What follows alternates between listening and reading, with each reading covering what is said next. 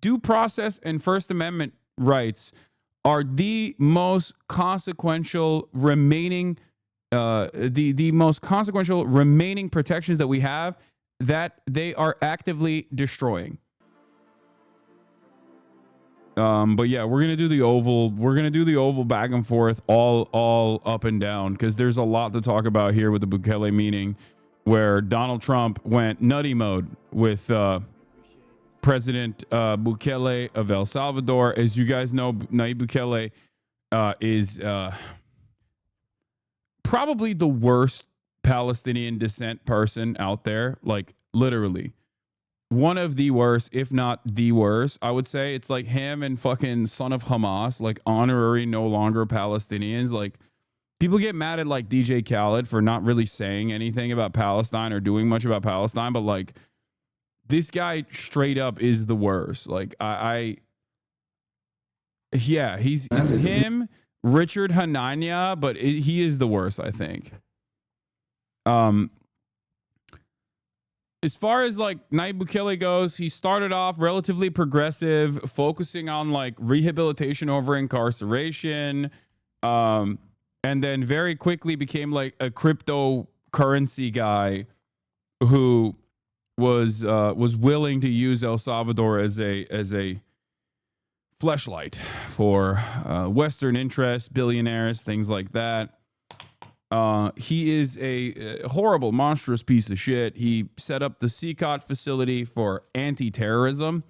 And since then, there's speculation that he also worked with some of the MS-13 leadership and simultaneously decided to go on this like massive surveillance regime, massive police state regime, where his goons will go up to any street vendor or any village in the middle of the night and just black bag people and do dragnets and then claim that they're all MS-13. And then, 300 people at a time will go and sit in front of a judge who's wearing a balaclava and decide that they're all MS-13, all 300 of them. And then they get disappeared into CCOT where they're tortured. No due process, no care or consideration for human rights. It's truly terrifying. No, it's not like America. It's beyond America, okay? It's a little bit worse.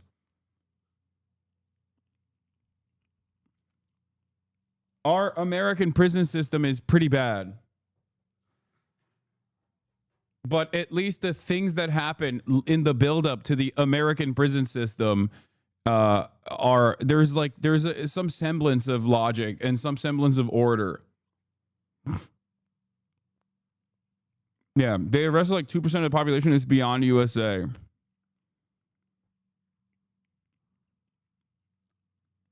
Salvi here. I still can't believe how brainwashed he's got former FMLN members to vote for him. I have friends whose parents flew home to vote for him. Yeah, a lot of the Salvadorans they like him. In Latin America, I feel like there's a which way Western man moment, and all the reactionary right wingers, they like Bukele, and all of the leftist, socialist adjacent the Latin American countries are not too fond of him. So FMLN is the leftist party of El Salvador. I know, but I'm saying that like he has been able to win a lot of favor amongst all Salvadorans. They're not even deporting. They're sending people to concentration camps. These people can't even just go live in another country. Yeah, that's the other side of this. It is pretty terrifying. And yeah, I mean, that's the brief little background on Nayib Bukele, right? That's the brief background on Nayib Bukele. Very far right, very reactionary. Interestingly enough, Donald Trump used to shit on Bukele a lot and would claim that like Nayib Bukele was also dumping his asylum, dumping his own MS-13 gang members directly into the United States of America. But I guess they've patched that up. They've patched their relationship seemingly as he is using the CCOT facility as a slave labor concentration camp that we have outsourced to El Salvador truly horrifying stuff that's taking place here. Yeah, this is the especially horrifying part of this. Before the pool entered, this exchange was captured on the El Salvador government's live stream. Trump endorses sending homegrown U.S. prisoners to El Salvador, meaning American citizens to notorious foreign prisons. People wanted to change over, and they wanted. He demanded, they love you. They love what you do. I'm not feel support. I want him to do, for homegrown criminals next. Yeah. I said, homegrown's the next. The homegrown's built. You got to build about 5 more places. Yeah, that's fair. All right. He says the homegrown ones are next. You guys built about 5 more spaces. He goes, yeah, we got space. It's not a Twitter video issue. This is not supposed to be live, chat. This is a hot mic. This is a hot mic, okay? This is not, we were not supposed to hear this. Before, as Jonathan Lemire, co-host of the morning show, says, this is before the pool entered. This exchange was captured on the El Salvador government's live stream. Trump endorses sending homegrown U.S. prisoners to El Salvador, meaning the American citizens to notorious foreign prisons. And it's not even just a hot mic. I believe this is something that the Trump administration has talked about already. It's something that Bukele has talked about already. So that's it. To be fair, he said it before. He said it shortly thereafter in the press pool too. Yeah. It's not something that they're hiding. Here's a question. Are you deporting Are you considered deporting American citizens to El Salvador? Trump says, yeah, that includes them. You think they're a special type of people or something? Open to deporting individuals that aren't foreign aliens but are criminals to El Salvador. Does that include potentially U.S. People on Twitter are already defending it. We're so fucking cooked. Yeah. I mean, they're Nazis. There's not really anything else I can say about that. That's it. It's here. It's happening. They're fucking fascists. They're really horny for this kind of violence. They don't really consider that this kind of violence may actually impact them in the long run. I don't know. This is every single day that goes by. Like, I joke about it being Burger Reich or whatever, but like, it's not really a joke. These guys are actually straightforward, blood-curdling fascists. They are baying for blood. They want it. They're excited at the prospect for this kind of structure to become legally calcified. They want to test the boundaries. They're testing the boundaries right now in terms of like what they can get away with. They've already eradicated any sort of mechanism of pushback. There's not a lot of work you can get. Like, one of the most important and yet like somewhat quiet actions that the Trump administration took was against law firms. Okay. And we obviously covered it here, but there wasn't like that much anger or resentment towards this, partially because it's like there's outrage fatigue. It's impossible to pay attention to all the things that they're doing. But the reason why it was very significant, the reason why Donald Trump's attacks against law firms was very significant is because they basically came in and said, if you don't do pro bono work for us, we won't let you into federal buildings.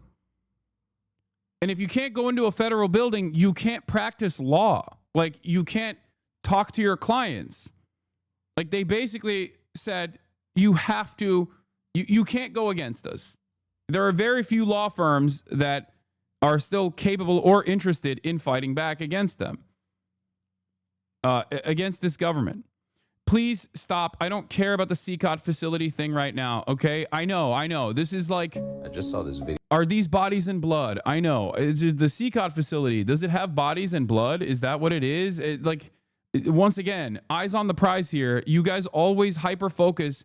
Liberals have this fundamental inability to understand larger schemes that are happening in broad daylight, where they have to focus on like some kind of conspiratorial aspect to all of this, okay?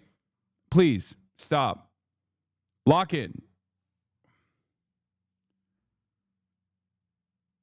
I don't even know if that is real. I don't even know if they're just like fucking killing people, assassinating them, and just like dumping them into a mass grave in the way that people are talking about. But I do know that they are doing horrifying torture. We know that already. We've seen it. It's not like they're hiding that part of it. Bro, pay attention on taxes on USA law firms. Regular folk don't know the importance. Anyway. But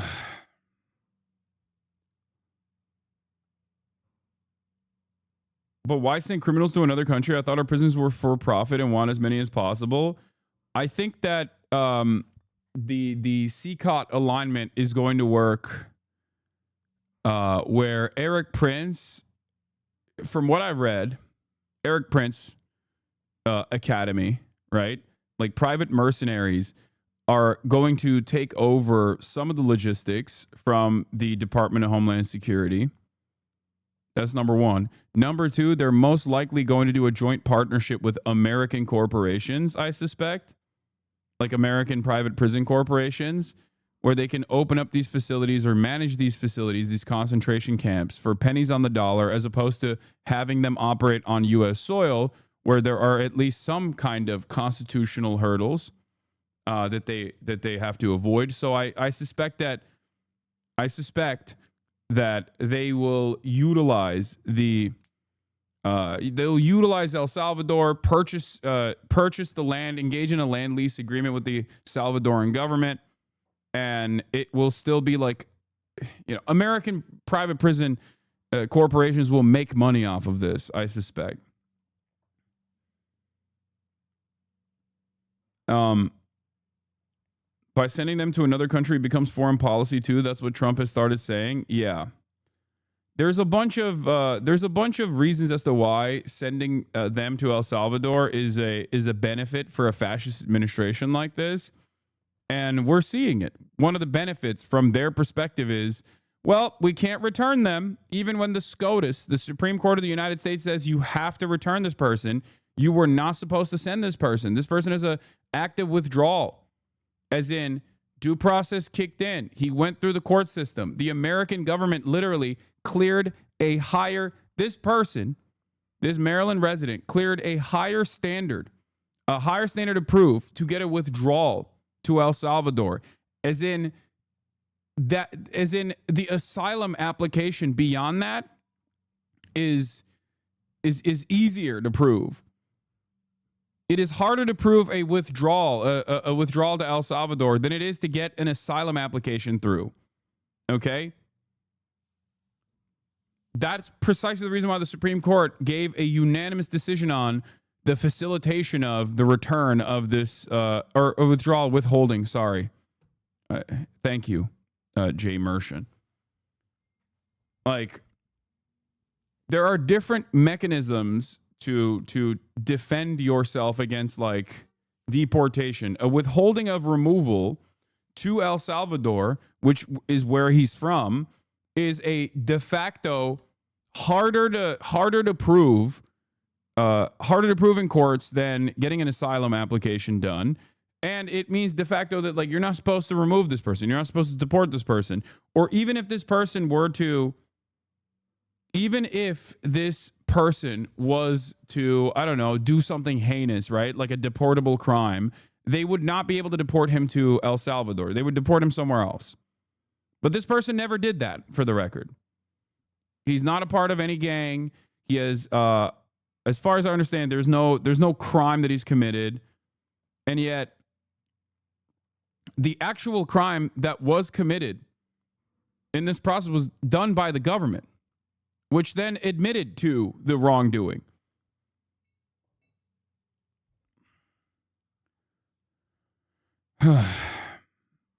Anyway, let's continue with this, and then we'll do. Citizens fully naturalized American. If they're criminals and if they hit people with baseball bats over their head that happen to be 90 years old, and if they rape 87-year-old women in Coney Island, Brooklyn, yeah, that includes them. What do you think? There's a special category of person? They're as bad as anybody that comes in. We have.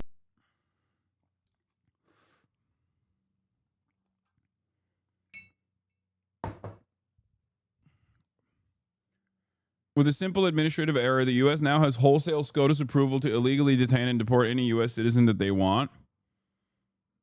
I wouldn't say that. I wouldn't go that far, but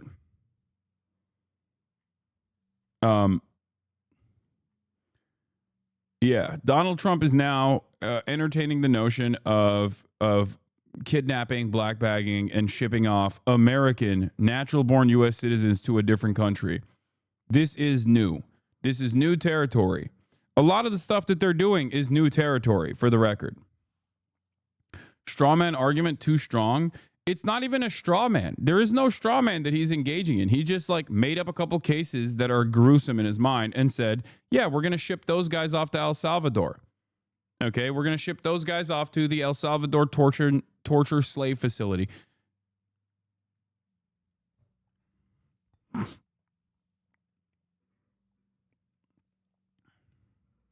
Aaron Rupar spread propaganda against Bangladesh. Why are you following him? I have no idea what the fuck you're talking about, but follow policing Aaron Rupar is pretty funny.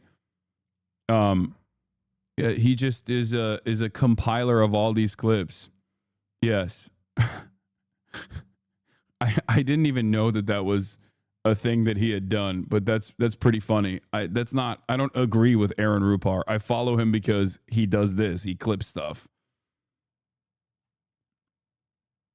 That's all he's good for. You said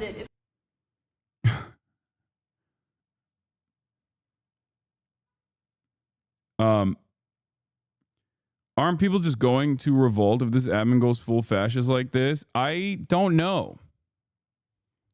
I don't know. I don't think so. Especially on this stuff. On the deportation stuff, I think a lot of people are utterly oblivious. They are utterly oblivious to the actions that this administration is taking. And I think on the Israel stuff, on the deportation stuff, which goes hand in hand, it is far more consequential than the fucking trade wars, okay? And this isn't to say that, like, the tariffs and the exemptions are not consequential. It's far more consequential than the Doge cuts, which isn't to say that those Doge cuts aren't consequential. But this, ironically enough, this thing that not enough people are paying attention to is far more significant for our future. Because the reality of the matter is, you do the Doge cuts, people revolt, okay? People rise up. Let's say they fire every federal employee, right? And then the people go, what the fuck are you doing? You just fired every single person. How dare you? You start protesting in the street.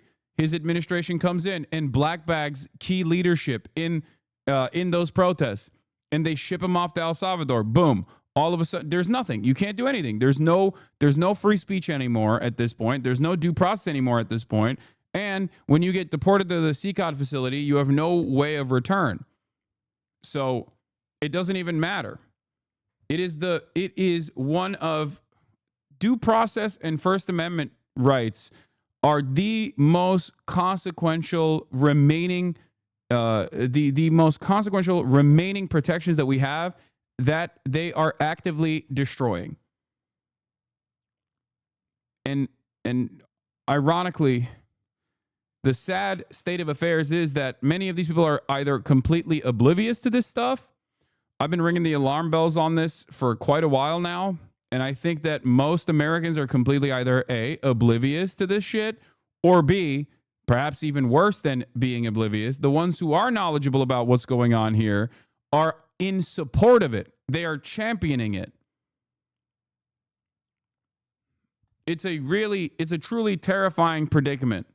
if the Supreme Court said someone needed to be returned, that you would abide by that. You said that on Air Force One just a few days ago. And they said that it must be facilitated. Why don't you just say, isn't it wonderful that we're keeping criminals out of our country? Why can't you just say that? Why do you go over and over? And that's why nobody watches you anymore. You know, you have no credibility. Please, go ahead. President Trump, thank you very much. How many illegal criminals are you planning? Yeah. You said this. You said that if SCOTUS says someone needed to be returned, you would abide by that. You said that on Air Force One just a few days ago.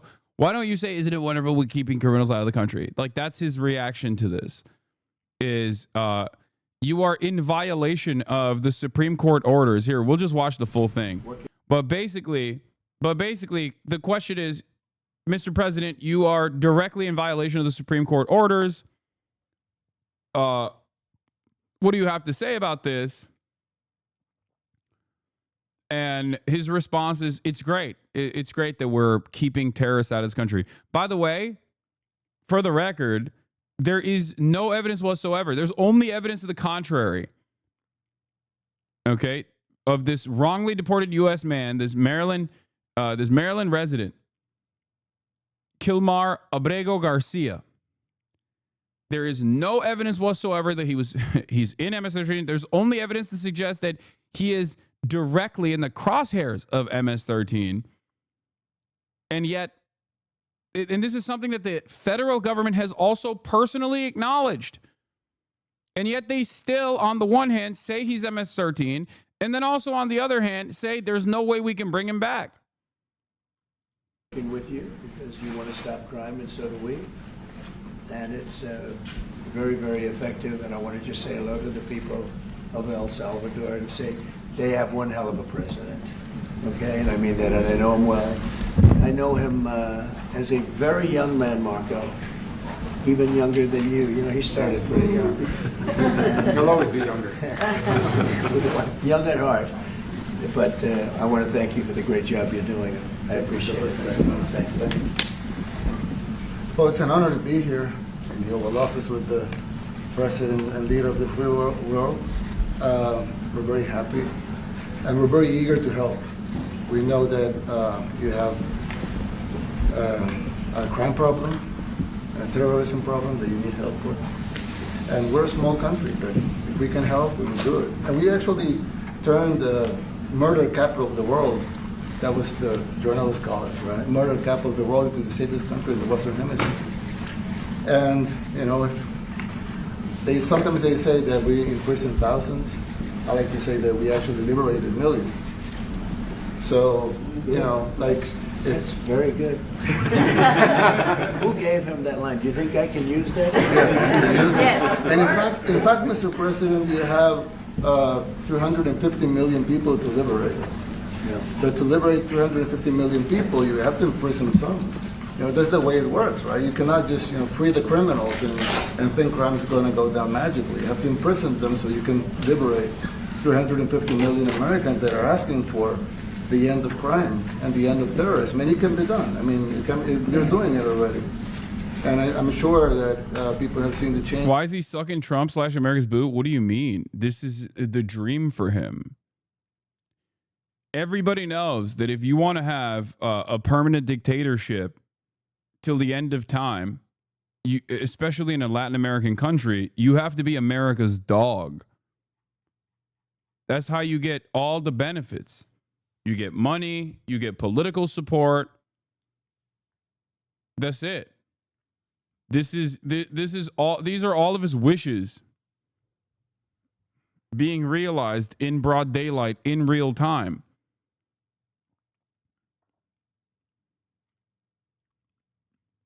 Bukele has been able to generate a lot of goodwill, partially as a consequence of how violent MS-13 was, and how much people were, you know, how much people just could not deal with the impact of MS-13's violence, and basically turned his police apparatus into a gang that is even more powerful than MS-13, partially while collaborating with MS-13, potentially collaborating with MS-13 as well. This is the suspicion that people have. In the streets, a long way to go because you're just initiating your second term, but it's clear that, you know, with the numbers. What is this? Oh my God, you guys shit on Bukele way too much. Yeah, he's authoritarian, but you guys don't shit on Xi Jinping like this. Brother, what the fuck are you talking about? What kind of industrial policy has Nayib Bukele implemented in El Salvador?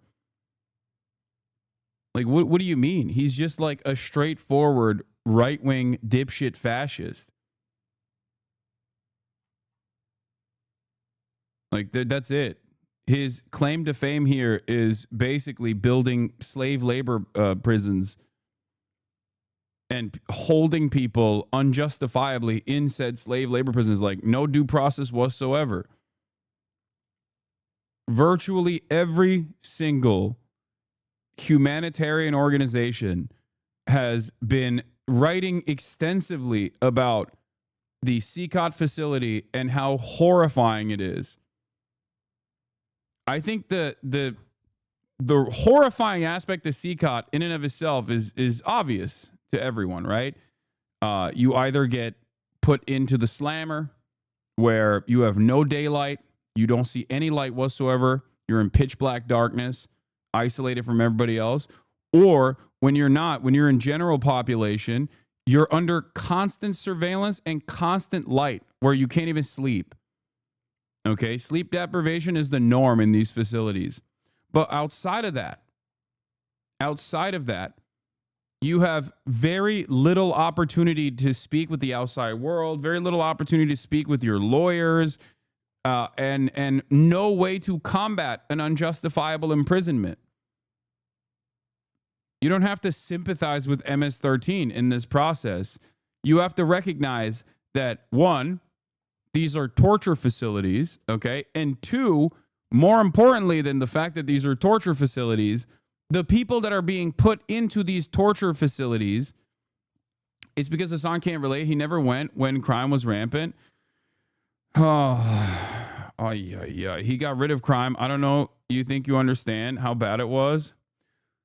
Chatters, please, for the love of Christ and all things holy, listen to my words, okay? I'm explaining why people still believe in Bukele. And I'm also telling you how fucking stupid it is to make the assumption that crime is gone now. It's done in El Salvador. It doesn't exist. When you got the government doing the fucking crime. What will it take for one of your fucking family members to get black-bagged and falsely considered to be MS-13 for you to go, okay, maybe this wasn't the best idea? He imprisoned 2% of the fucking population, dude. What are we talking about?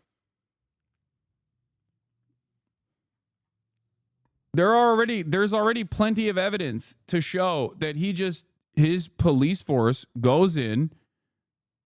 Yeah, that's why I said my family's from El Salvador. Yes, dumb fuck. That's why I said, what will it take when one of your family members gets fucking black-bagged and sent to CCOT and you know that they're not a part of MS-13? Well, is that when you will comprehend what is happening?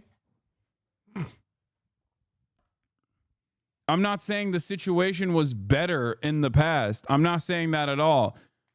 I'm simply stating that the heavy-handed nature of these apprehensions and the lack of due process and the torturous conditions within the facilities implies that the criminal leadership has exchanged hands. It went from MS-13 to fucking Nayib Bukele.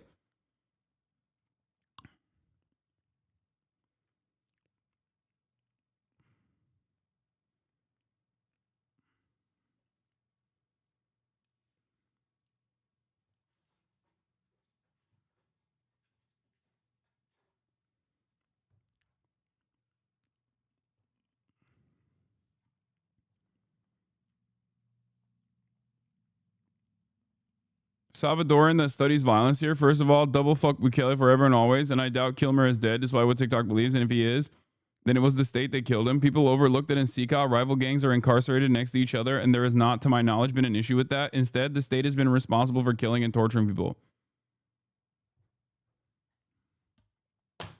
Yeah. There's also suspicion that Bukele himself, in a deal not dissimilar to like previous deals that Mexican leadership have done with the cartels, most likely also cut a separate side deal with MS-13 as well, which is part of the reason why he wanted the American MS-13 leadership that was apprehended to be sent expeditiously to El Salvador before they were able to make public statements about the collaborative nature of MS-13 and Nayib Bukele.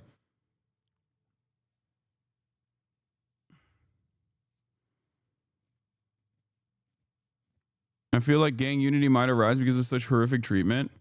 I mean, there's not really much you can do. It's a concentration camp. Yeah. This is the size of El Salvador overlaid over Dallas, Texas. Why would we send anyone there besides nefarious reasons?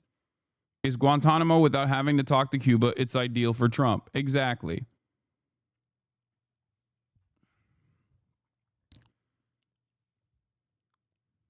You think we don't have facilities to deal with this shit? Of course we do. It's just this way you get to wash your hands over the death camp happening on U.S. soil.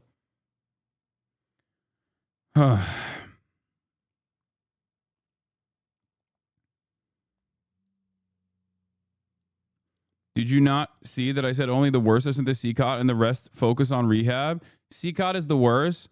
No, you're wrong. You're just, I think you're delusional. You're absolutely wrong. No, it's not the worst of the worst that are sent to CCOT, dumb fuck. What are you talking about? That's the entire problem here.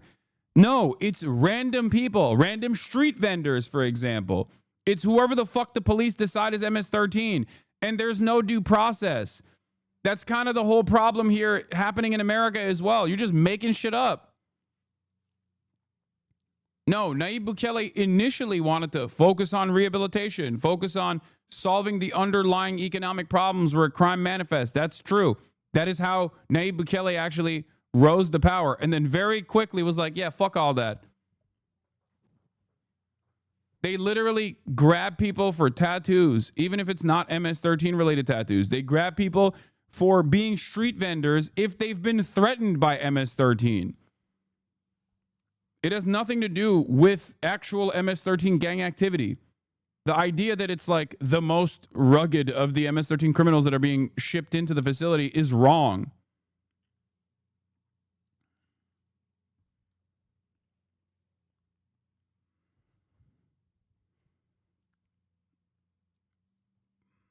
And that is just for the Salvadorans. Like, we're not even talking about the people that we've shipped over there. Okay? It's outlined in this article. El Salvador named one of the world's safest countries. At what cost? El Salvador's President Nayib Bukele declared an initial month-long state of emergency in March 2022 due to heightened gang violence and a wave of murders, according to the Human Rights United Nations High Commissioner for Human Rights. So far, the state of emergency has been renewed 30 times, the latest of which was announced by the Salvadoran Legislative Assembly on October 4th. To date, this tool has allowed 604 days without homicides and the arrest of more than 82,000 people linked to gangs. In addition, it has positioned the country among the safest in the world. The state of emergency suspended several Salvadoran rights and freedoms as per the OAS. 1. Right of assembly, freedom of association, right to be informed of the reasons for detention, inviolability of correspondence and telecommunications. Regardless, the entity does recognize a constant decrease in homicide cases, with the rate per 100,000 people going from 21.2 in 2020 to 4.9 in 2023. Okay?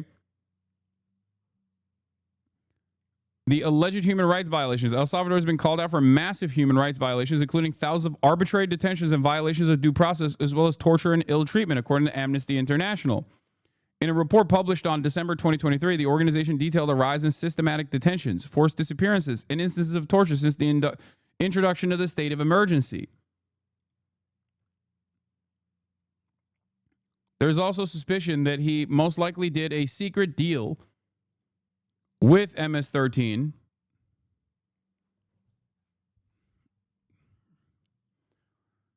The other suspicion also is that the government is not correctly clocking the murders as well. They're just not they're just not reporting the murders potentially and the disappearances to artificially lower the fucking murder rate as well. And it's been successful in terms of propaganda. It's been successful.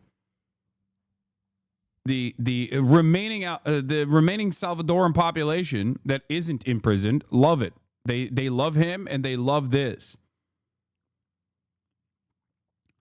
That's how terrifying the MS-13 crime situation was to begin with. Okay? So you're just going to speculate?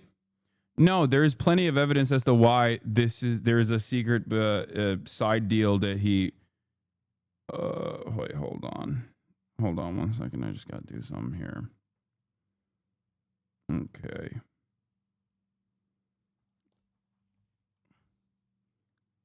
Washington Post covered it as well.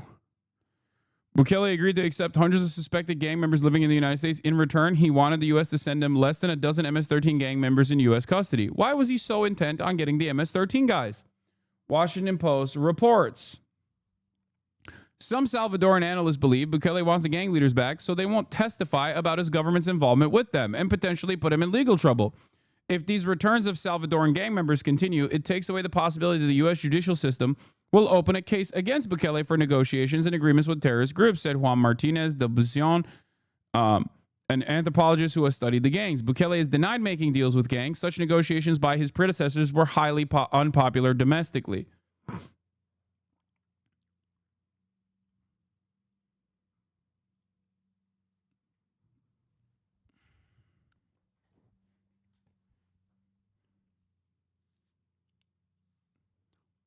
A lot of ultra conservative people and even non-conservative people in El Salvador like Bukele.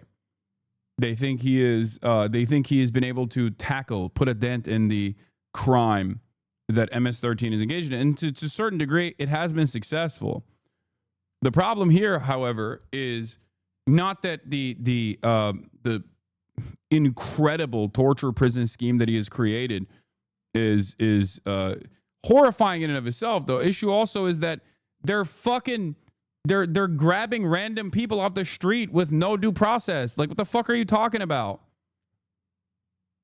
Yeah, if you become the crime, if the government becomes the MS-13 gang, then yeah, technically there is no crime because it's a fucking police state.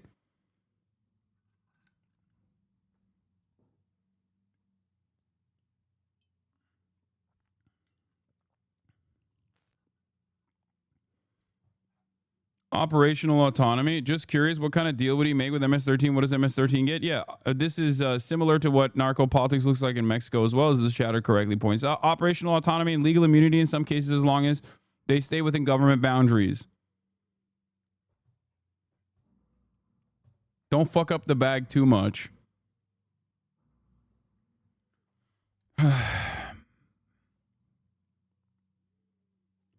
Then why are his approval ratings so high? I don't know. Think about the United States of America. The United States of America is an even better analog to this because the rates of crime, specifically violent crime, are nowhere near as high as El Salvador. And yet the people were made to believe that there is like an undocumented migrant crime panic that has taken place in this country, and therefore are totally fine with these sorts of insane, unprecedented schemes that the Trump administration is engaging with right now. It's directly Hitlerian policy. And most people are either A, oblivious to it, or B, the ones who are aware of it are in support of it. So think about how that can happen. Try to analyze how that can happen in a country where there isn't the same level of fucking crime. And then think about what it would look like, how bloodthirsty normal Americans would be like if there was that level of crime as well.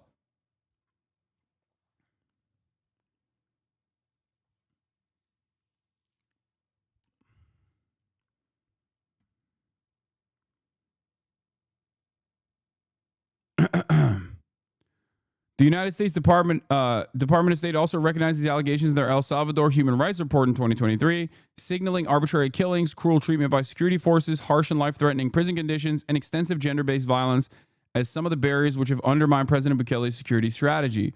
The Socorro Judicio Humanitario Foundation, which provides free legal advice to innocent Salvadorans criminalized by the state of emergency, has reported 315 deaths of incarcerated people since the establishment of the measure in 2022. The most prevalent causes of death signaled by the association are violence and lack of medical attention, although unknown causes of death have increased in 2024. These people only had the right to a hearing for the imposition of captivity measures, after which they died under the guardianship of the state. Amnesty International also explained that the widespread pattern of arbitrary arrest targets people from marginalized communities especially, which already suffer from crime and extreme poverty. The conditions that inmates experience within these prisons has also been heavily denounced by human rights organizations. As per the OAS, incarcerated individuals are stripped down to their underwear, placed in small cells where they sleep on the floor, and do not have access to clean water or food. So the torturous conditions are already fucking inhumane and unacceptable.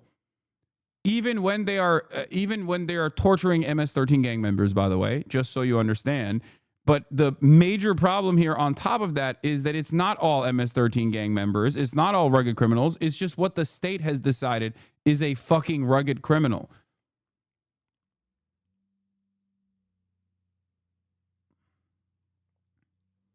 Yeah, Salvadoran here who's been and is going again this year. Reason for Bukele's high popularity is because living conditions have improved. It's just that simple. So they see the improvement and think, well, it's working, and either don't care or see it as necessary. They've fallen for the propaganda.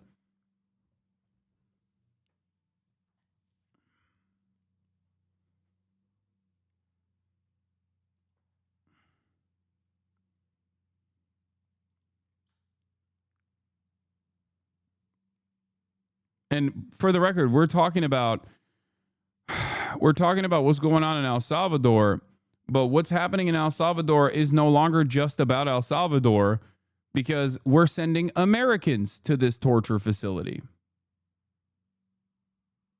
Okay? And the reasons as to why we're doing that, the reasons as to why we're sending Americans or, legal permanent residents and potentially Americans down the line to this torture slave camp without due process, with no mechanisms to bring back these people, even if the Supreme Court demands that they bring back these people, is because we want to have an unaccountable torture slave labor colony that is not on U.S. soil, where we can just ship enemies of the state to. And considering that the Trump administration is entertaining the notion of even drawing fucking penises on a Tesla as an act of terror, that can mean anyone and everyone. It's very weird that a lot of people refuse to recognize how this will fuck them down the line. It is shocking. The border, even in Democrat-run cities, they get a help from the work you're doing. So I'm really happy to be here, honored, and eager to help. Well, we had a terrible thing happen. We had an administration that allowed people to come in freely into our country from not only South America, but from... Tip, don't blow up a car. Yeah, okay, man. Blowing up a car, by the way, is a crime. It's just totally separate from a crime that can get you as an American citizen to be black bagged and shipped without due process to a fucking slave camp where you might die. Okay? What are you talking about? What are we doing? What is this attitude? Just fucking kill everyone then, That's this is the logical conclusion that so many dumb mouth-breathing fascists come to, where it's just oh, you did a crime? Fucking die. I'm gonna kill you. That's what you're saying. No reason. I've just decided you've done a crime and therefore I'm gonna kill you. I'm gonna shoot you dead. And it's awesome that they're doing that. You have no imagination on how this could one day harm you, okay? All over the world, many from the Congo in Africa, Asia, all over the world, Europe, rough parts of Europe. And they came from prisons, and they came from mental institutions, and they came from gangs, and the gangs of Venezuela and other places. I don't do crime. And dog.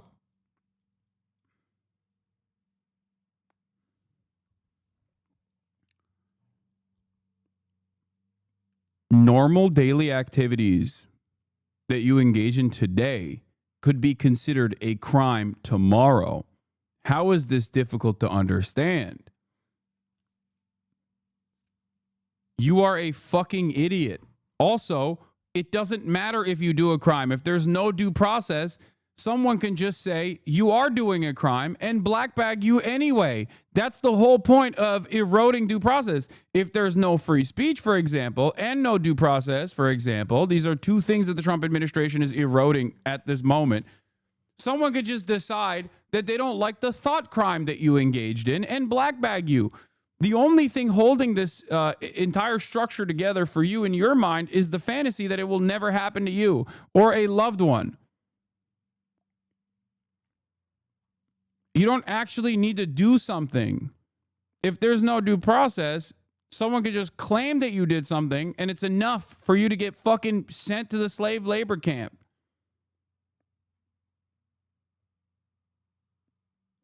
Hundreds of thousands and even millions of them came. 21 million people altogether, but many of the people that came, just a tremendous percentage of them were criminals, in some cases violent criminals. We had 11,088 known murderers. Half of them murdered more than one person. This was allowed by a man who, what he did to our country is just unbelievable. So we're straightening it out. We're getting him out. But what they did and what that party did to our country, open borders, anybody could come in. As soon as I heard that, I said, every prison's going to be emptied out into our country. That's what happened. And we're straightening it out. And we just had numbers. We had the highest recruiting numbers in the history of our country going into police departments. And a year ago, we had the lowest numbers. You couldn't hire a biggest police. change. Yeah. Nobody's From ever the seen. lowest to the highest. And the military said, now, okay. Marines, the Army. Okay, do you understand the point, though? Do you understand how this is dangerous for everyone, including yourself? No matter how dumb you are, even the dumbest person, I think, can be convinced that they are also under threat. Air Force, Coast Guard. Every slot is, I mean, we have the best numbers we've ever had. We call it recruitment numbers. And we've never had anything like it. We had records on at every single level. But very important, the policemen. The policemen are joining forces now that we're having a hard time with policemen because we weren't protecting our police. Yeah. And we cherish our police. The police are great, and the firemen and everybody else. But we have the highest numbers that we've ever had, the most enthusiasm. Great enthusiasm and on trade and other things. We're doing great. We're taking in billions and billions of dollars. We made 2 weeks ago. I gave them a little bit of a pause because you have to show a little flexibility. But we go back to what we have to do. The markets have been very strong once they got used to it. But we were losing $2 billion a day. There's no company big like this. But this is the biggest deal ever made. Now we're making $3 billion a day. We're a great country, but we had stupid people running this country. And I can say it. But what they've done to us at the border should never and can never be forgotten. It's a sin, what they did. And you are helping us out. And we appreciate it. Actually, what you're doing with the border is remarkable. It has dropped, 95%? It's incredible. As of this morning, 99%, 99.1% to be exact. Why are those numbers not in the media? Well, they get out with the fake news, like CNN. CNN over here doesn't want to put them out because they don't like putting out good numbers. They only like putting out because I think they hate our country, actually. Yeah, but it's a shame. You're right. Isn't that a great question? Why doesn't the media? Why don't they put out numbers? Yeah, 99%. I mean, it's crazy, right? We're doing It's great. a crazy turnaround. Christy, could you maybe say a couple of words about the border? How we're doing? It's just been absolutely phenomenal what a great leader can do. Clear direction. Our laws matter. We should only have people in our country that love us, and the Border Patrol and our ICE officers and law enforcement officers have done fantastic work. So we're proud of them. Now we just need to get the criminals and murderers and rapists and dangerous gang members and terrorist organizations out of our country. So, Mr. President Bukele, we thank you very much for your partnership. It has been wonderful for us to be able to have somewhere to send the worst of the worst and someone to partner with. This entire conversation is happening on the heels of a person who demonstrably is not the worst of the worst, that the American federal government has actively admitted was not the worst of the worst.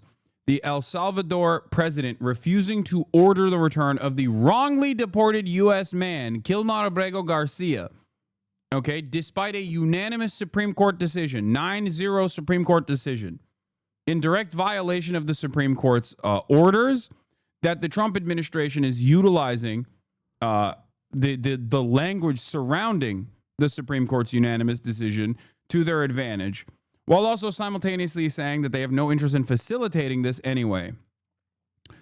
The president of El Salvador said in a meeting with Donald Trump at the White House on Monday that he would not order the return of a Maryland man who was deported in error to a Salvadoran mega prison. The question is preposterous, Nayib Bukele said in the Oval Office on Monday, where he was welcomed by Trump and spoke with the president and members of his cabinet. How can I smuggle a terrorist into the United States? I'm not going to do it.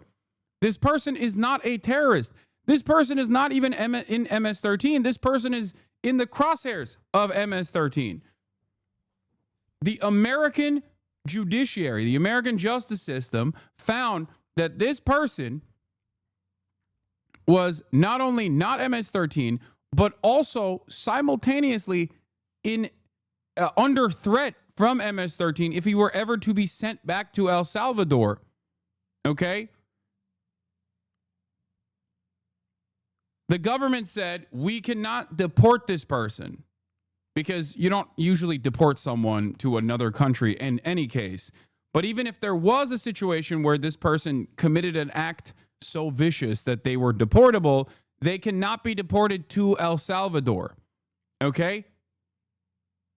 He was in the process of going through his asylum application when he was black bagged and shipped away.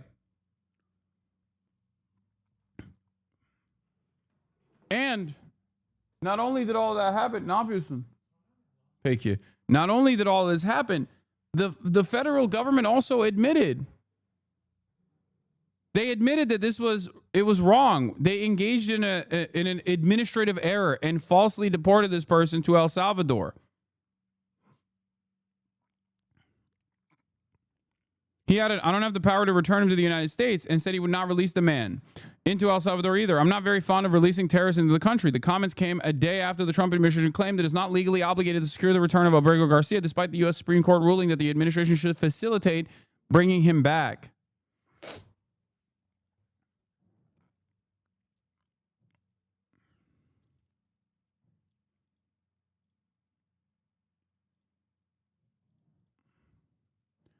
Lawyers for the Justice Department argued in court filings on Sunday that asking El Salvador to return Alberto Garcia from a notorious mega prison should be considered foreign relations and was therefore outside of the scope of the courts.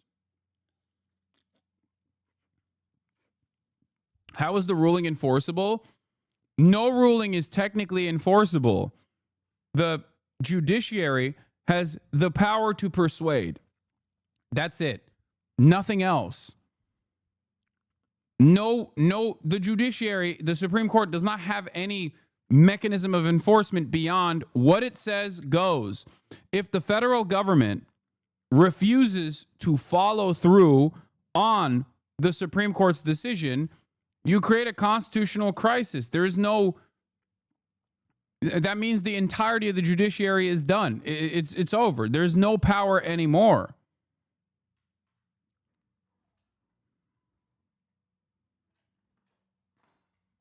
Yeah, the judiciary requires a buy-in from the executive and society at large. They have no enforcement mechanism. This is a true constitutional crisis in every sense of the term. Yes.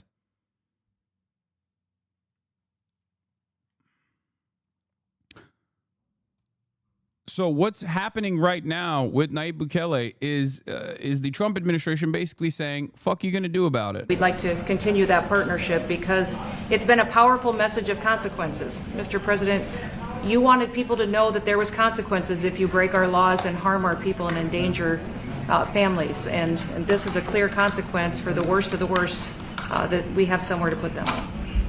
Thank you very much. Yeah, we even had this gang member from Venezuela, one of the ones you sent, and we interviewed him just to get some information, etc. from them. And he said, oh, well, I got arrested 6 times, but they released me the 6th time, so I should be released again. And then I said, well, what's the last thing you do? And he said, well, I shot a cop in the leg, but I didn't kill him. I just shot him in the leg. And we're like, this guy was arrested 6 times here in the United States, 6 times. He was released 6 times, and in the he was released 5 times, and the last time he was sent to El Salvador, right? So he's not getting released. But the last time he shot a cop, actually, and he shot him in the leg. So these are, Like you said, yeah, there's something broken. It's the liberal establishment. But they're not running things anymore in this country, and we're run by, and I don't say conservative, I don't say anything, we're run by people with great common sense. Yeah, common sense. Because it's Yeah, that's not the point, is it? That's not who we're talking about right now, is it? You know?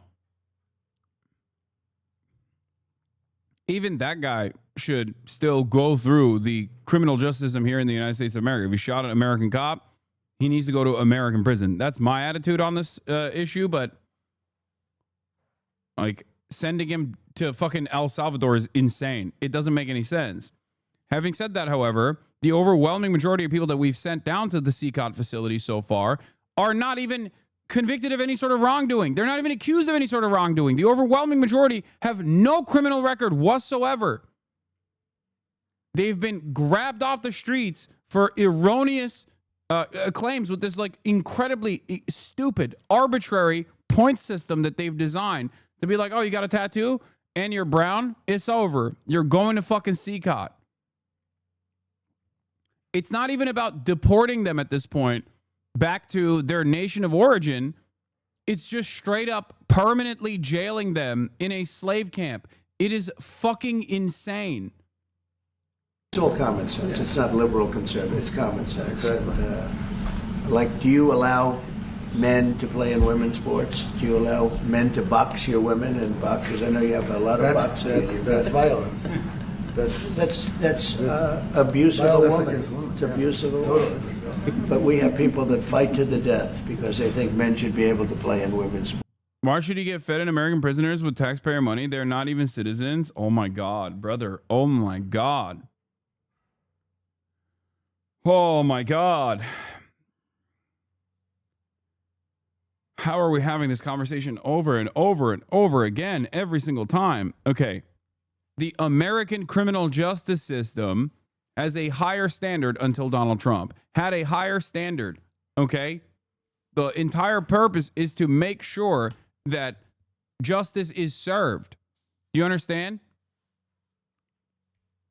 If an undocumented migrant shoots and kills, I doubt that. What do you mean you doubt that? Well, that's not an argument.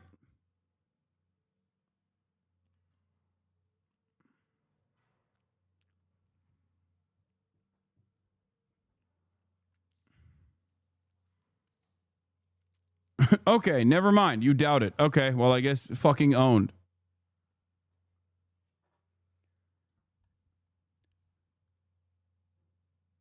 If you or one of your loved ones was wronged by an undocumented migrant or a documented migrant or a U.S. citizen, you want the American courts to at the very least go through the process and punish these people, convict them and charge them of the crimes and the wrongdoing that they engaged in. It's so fucking stupid.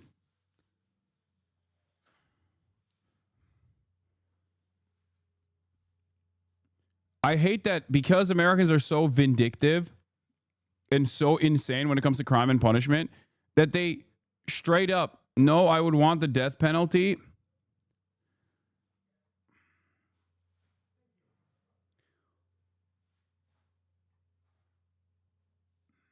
Dude, it's over, man. We are just a nation of bloodthirsty fascists, okay? Every fucking suburb has Adolf Hitler. Like 9-month subscriber, okay? 9-month subscriber, just straight up Adolf Hitler when it comes to crime and punishment. No, I would want the death penalty. Sick.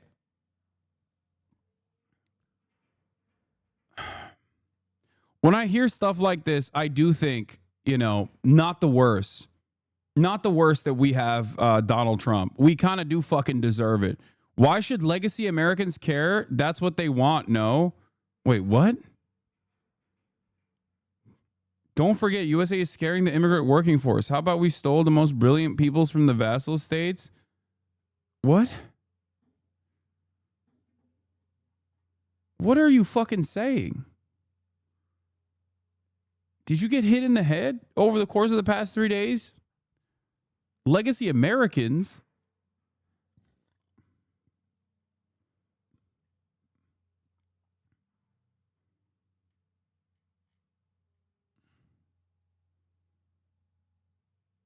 Are you LARPing as a Tucker Carlson fan? Like, what the fuck's happening here?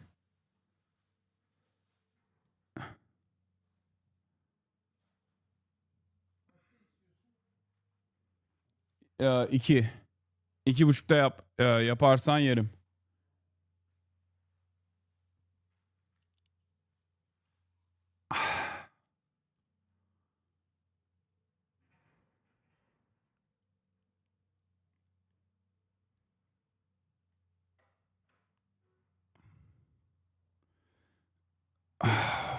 God damn it. Sports, and some of those sports, it wouldn't matter much, but it still matters. But some of them are very dangerous for women. Some years ago,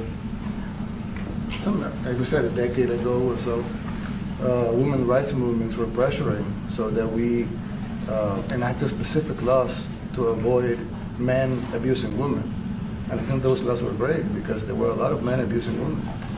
But now some of the same people are trying to backtrack on that and actually trying to make new laws allowing men to abuse women in sports. So actually, that doesn't make sense. It doesn't make sense. It's crazy. You know, they have weightlifting records, right? Yeah. A woman gets up and sways. She's incredible. Oh my God. They're fucking talking about like trans athletes. I'm losing my fucking mind, dude. This is such. Ugh. This is what we deserve. This is what we deserve. We deserve the divine punishment that Donald Trump is dishing out to all Americans. We really do deserve it. We're so fucking stupid. We're such dumb hogs, dude. We're fucking championing this. We're like, this is great. This is awesome. Look at our brilliant president doing what's right, combating the real issues, you know? Trans athletes. Each about 100 pounds. What are you going to do? A record that hadn't been broken in 18 years. You know, they put on an ounce, quarter of an ounce, eighth of an ounce for 18 years. Now they have a guy come up, ping. The whole thing is crazy. But they continue to fight. And I don't like talking about it because I want to save it for just before the next election. I said, my people, don't even talk about it because they'll change. And we'll have but I watched this morning. There was a congressman fighting to the death for men. Documented New York reports that one of the Venezuelans deported to El Salvador was a 19-year-old with no criminal record, no tattoos, and who wasn't even a target of the ICE operation, but ended up sent there anyway.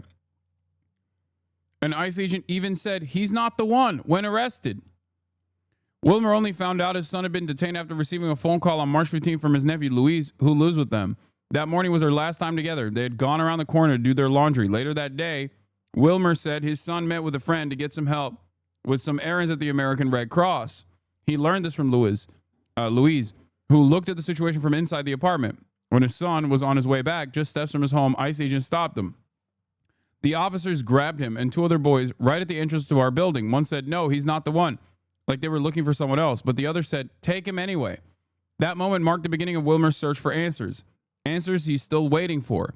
This is 19-year-old Merville Gutierrez, who was grabbed off the street in New York City days before he was sent to El Salvador. His family insists he has no connection to Tren de Agua. He doesn't even have any tattoos. 19-year-old, take him anyway. This is Gestapo shit. This is stuff that we learned about in history books. Many of you in this community learned those lessons and are terrified. But some, I think, learned those lessons were like, why don't we do that here? It would be awesome to do that here. And that's why they're championing the doing of that here.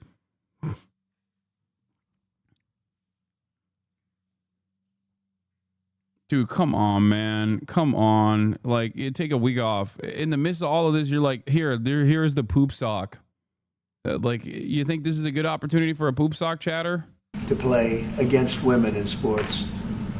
And you say to yourself, why? What are they doing, right? What are they doing? But your country's not too big in that. No, of course not. We're big in protecting women. Good. Yeah. That's right. It's a very important form of protection. Yeah. And as you can see, most of my cabinet are women. So that's impressive. Yeah.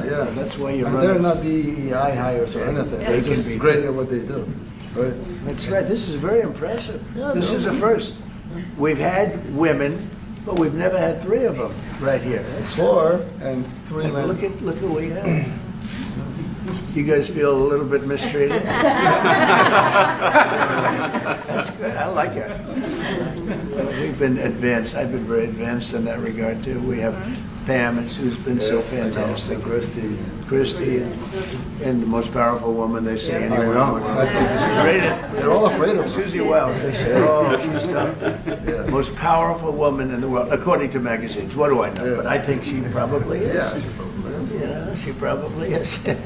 Congratulations. And you know, Stephen, who's done such a great job. Thank you, sir. We have great He's people. very famous too. But we love working with him. He really lets them have it, right? Yeah, exactly. There's no games. No. It's very good. He knows.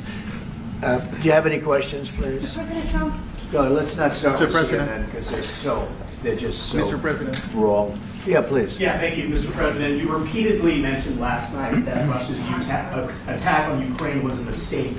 What is the exact mistake? And have you given Putin a deadline to actually move toward a ceasefire? The mistake was letting the war happen. If Biden were competent, and if Zelensky were competent, and I don't know that he is. We had a rough session with this guy over here. He just kept asking for more and more. That war should have never been allowed to happen. That war, I went 4 years and Putin wouldn't even bring it up. And as soon as the election was rigged and I wasn't here, that war started. There was no way that war should have been allowed to happen. And Biden should have stopped it. And you take a look at Putin. I'm not saying anybody's an angel. But I will tell you, I went 4 years and it wasn't even a question. He would never, and I told him, don't do it. You're not going to do it. And it was the apple of his eye, but there was no way that he would have done it. All you had to do is lower oil prices. If you lowered oil prices, Biden kept the prices so high because he made it impossible to get it. If you lowered oil prices, you would have never had the war. But you wouldn't have had it with me anyway. That war would have never happened. And I think it's a great abuse. So now what do? You get a country where 25% of its land is gone, and the best locations, where millions of people are killed. You know, you haven't reported accurately the death. And this was Biden's war, and I'm trying to stop it. And I think we're going to do a good job. I hope we're going to do it. They lose 2,500 young people a week, think on average. Now, they're Russians and they're Ukrainians, but it's 2,000. We don't care. It's like whatever it is. Intolerable. They're not from your country, they're not from mine, but I want to stop it. 2,500, it's a killing field. It's like the Civil War. You take a look, I look at the satellite pictures.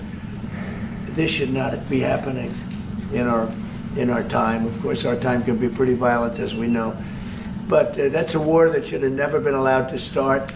And Biden could have stopped it, and Zelensky could have stopped it, and Putin should have never started it.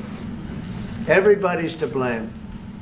Have you spoken to President Zelensky, sir, about his offer to purchase more Patriot missile batteries? Oh, I don't know. He's always looking to purchase missiles, you know. He's against, listen, when you start a war, you got to know that you can win the war, right? You don't start a war against somebody that's 20 times your size and then hope that people give you some missiles. If we didn't give them what we gave, remember, I gave them javelins.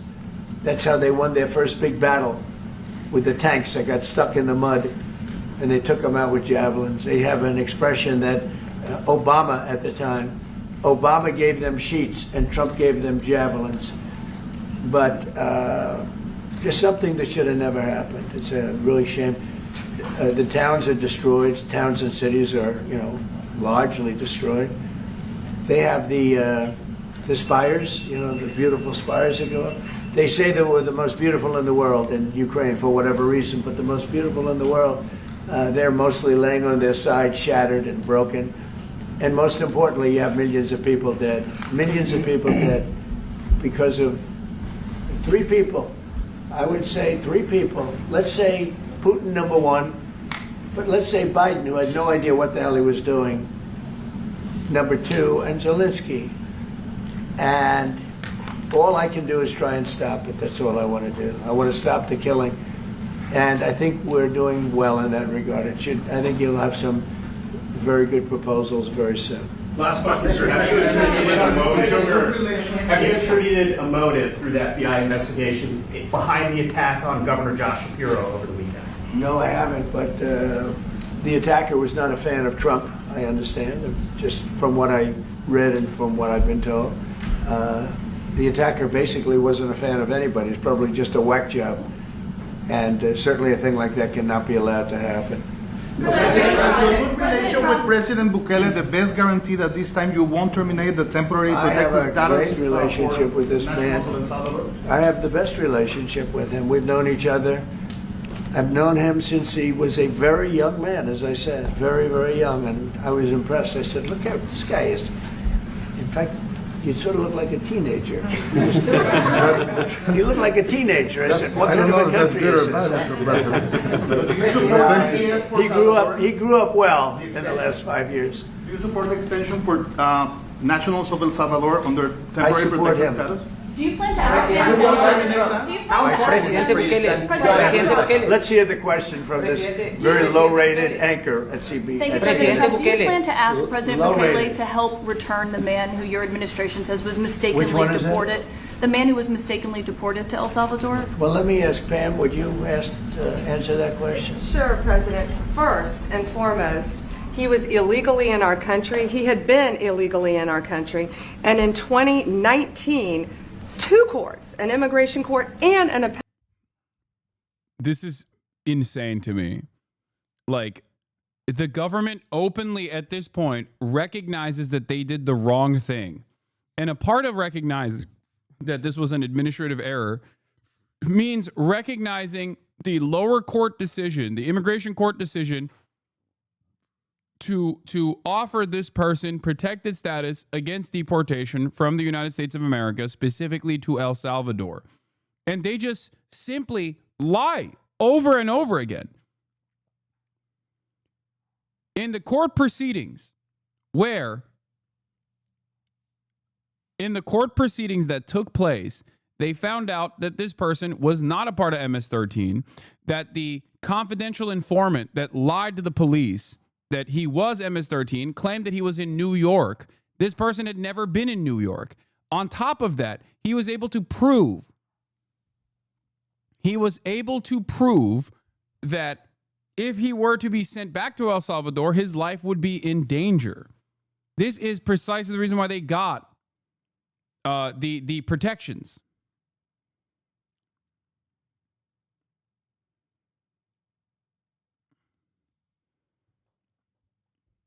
It's crazy. Why won't reporters fact check them? There is nothing you can do. There's not really much you can do in terms of fact checking. I mean, he also said that Zelensky started the war again. You know what I mean? He's just like lying about so many different things. I mean, look, here it is. The war between Russia and Ukraine is Biden's war, not mine. I just got here and for 4 years during my term had no problem in preventing it from happening. President Putin and everyone else respected your president. I had nothing to do with this war, but I'm working diligently to get the death and destruction to stop. If the 2020 presidential election was not rigged, and it was in so many ways, that horrible war would have never happened. President Zelensky, crooked Joe Biden did an absolutely horrible job in allowing this travesty to begin. There were so many ways of preventing it from ever starting, but that is the past. Now we have to stop. Now we have to get it to stop and fast. So sad.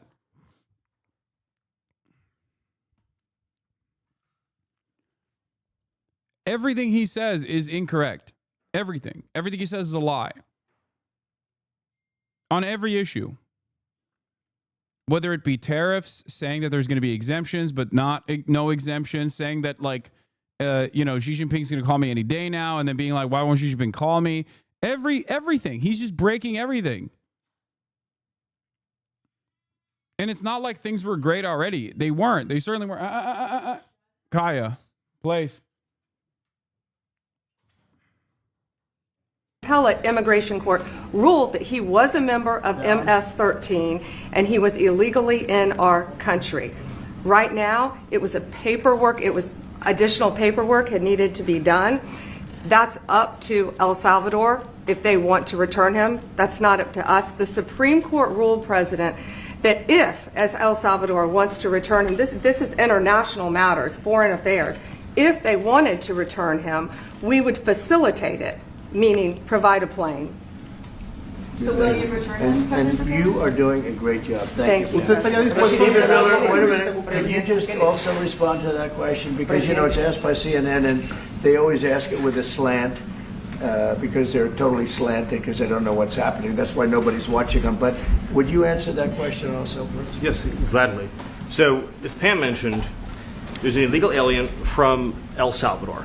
So, with respect to you, your indigestion is wild. Tums, Xanax, Prilosec. I know this is annoying, but I see you struggle with it every day. You're eating tons of protein for the gains. You got to help out your digestion a bit. Please don't yell at me. What?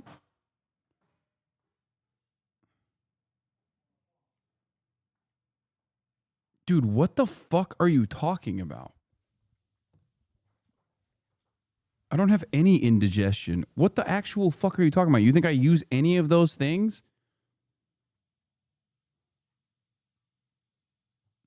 I don't know if I should permanently ban this person or give him a week off. Don't yell at me. Dude, be fucking normal, dude.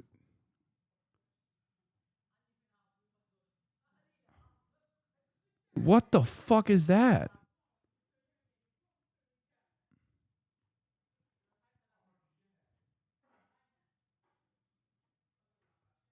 Jesus Christ, dude.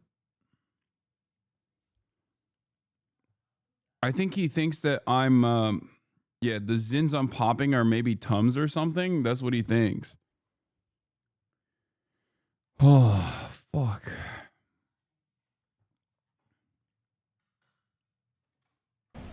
he's a citizen of El Salvador. So it's very arrogant even for American media to suggest that we would even tell El Salvador how to handle their own citizens as a starting point. As 2 immigration courts found that he was a member of MS-13. When President Trump declared MS-13 to be a foreign terrorist organization, that meant that he was no longer eligible under federal law, which I'm sure you know, you're very familiar with the INA, that he was no longer eligible for any form of immigration relief in the United States. That's not true. Every part of what he stated here is wrong.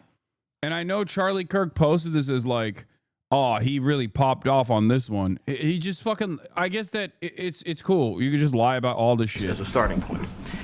As 2 immigration courts found that he was a member of MS-13. That's not true. First of all, that is straight up not true. When President Trump declared MS-13 to be a foreign terrorist organization, that meant that he was no longer eligible under federal law, which I'm sure you know, you're very familiar with the INA, that he was no longer eligible for any form of immigration relief in the United States. So he had a deportation order that was valid, which meant that under our law, he's not even allowed to be present in the United States and had to be returned because of the foreign terrorist designation. This issue was then, by a district court judge, completely inverted, and a district court judge tried to tell the administration that they had to kidnap a citizen of El Salvador and fly him back here. That issue... Oh, that's kidnapping. That's actually the kidnapping. It's not what we did. What we did was a legal enforcement that we recognized wasn't legal now, but returning that person would be the real kidnapping. Okay, kidnap him and return him then.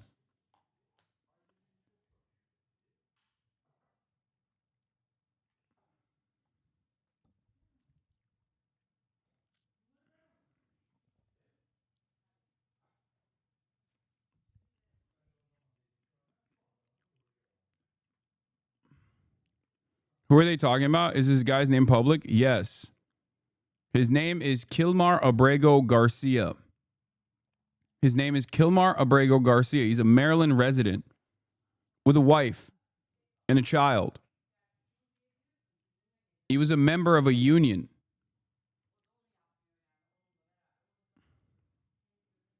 It's so insane that they're acting like this is the sovereignty of El Salvador issue.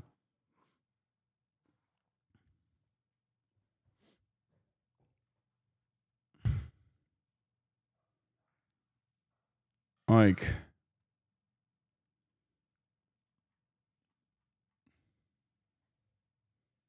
what is this?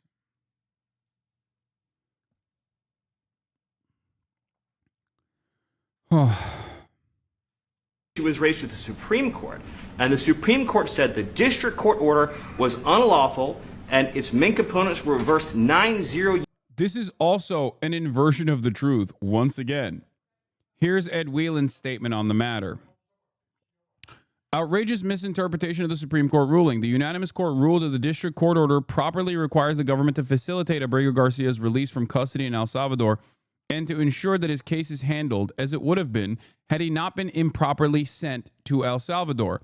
Yes, the court also stated that the intended scope of the term effectuate in the district court's order is, however, unclear and may exceed the district court's authority.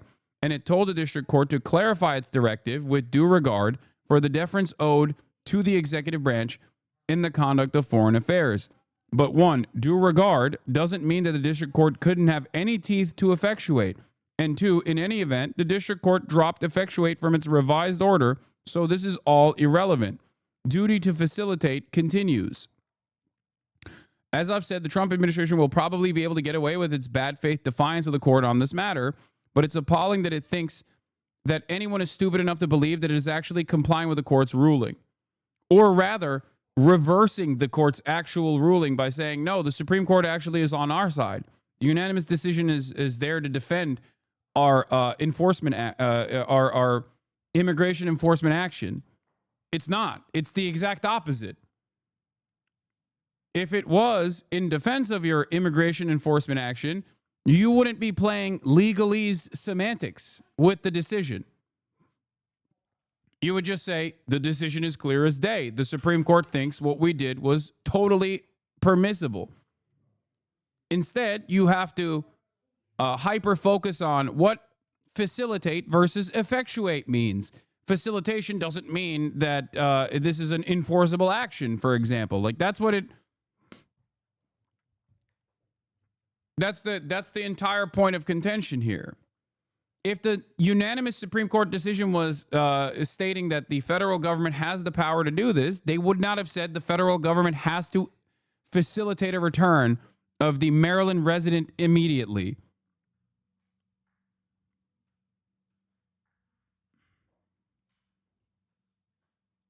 Unanimously. What do they gain by keeping him there? A million different reasons. One, they stand firm and test out the boundaries of the Supreme Court. Two, they basically violate Supreme Court orders without triggering a constitutional crisis, which gives them more opportunity to do this down the line. Three, if he were to be returned, he talks about the horrifying nature of the prisons. You got, 60 Minutes doing a... You set a precedent, you set a scary precedent for the Trump administration that, like, some of the people that they are interested in unjustifiably sending over to the slave colony can be returned to U.S. soil. And on top of that, they talk about the horrifying conditions there and the horrifying mistreatment that they experience as a Maryland resident. All of a sudden, it destroys the secretive nature of these operations. Because you don't want any microscope on this, okay? You don't want any sort of attention being brought forward here. They're trying to basically start a process in which they have enough utilizing the pre-existing legal restrictions to their advantage to slowly but surely erode the last mechanisms of safety that would stop the administration from doing stuff like this, whether it be due process, whether it be, violating court orders. So if they were to actually return this person and he comes back, it's horrible propaganda against the administration. It ruins everything that they're trying to do. It makes them look weak. It sets a precedent that they have to abide by court. They have to abide by the authority of the courts.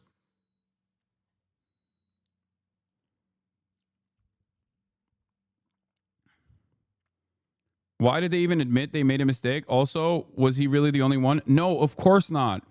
He's not the only person that was sent there under false pretense. He's the only one that a immigration attorney of the state accidentally admitted to the administrative error on. That attorney has also literally been fired, I think. I think they fired him, right? Like, Pam Bondi literally said, you're done, you're out. Why did you ever admit to this? That's the problem. Virtually all of the people, with the exception of like a handful, are actually sent to El Salvador under similar conditions.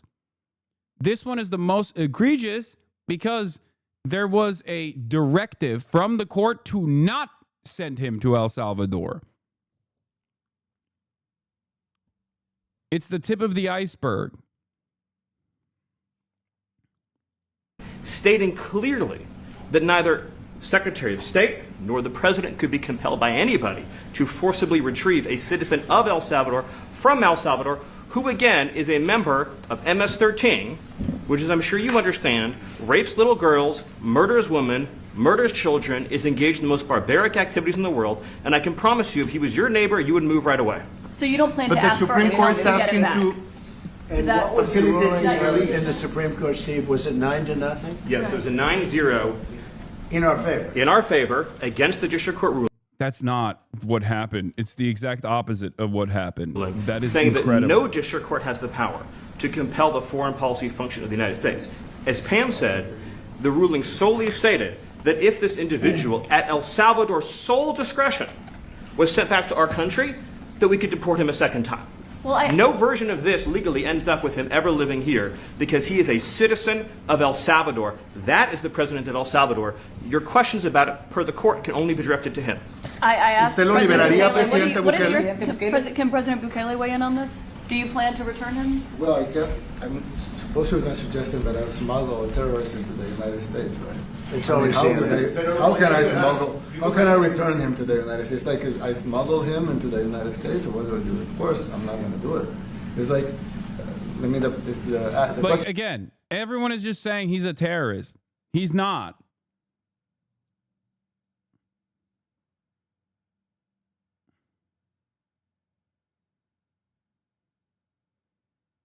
It's insane.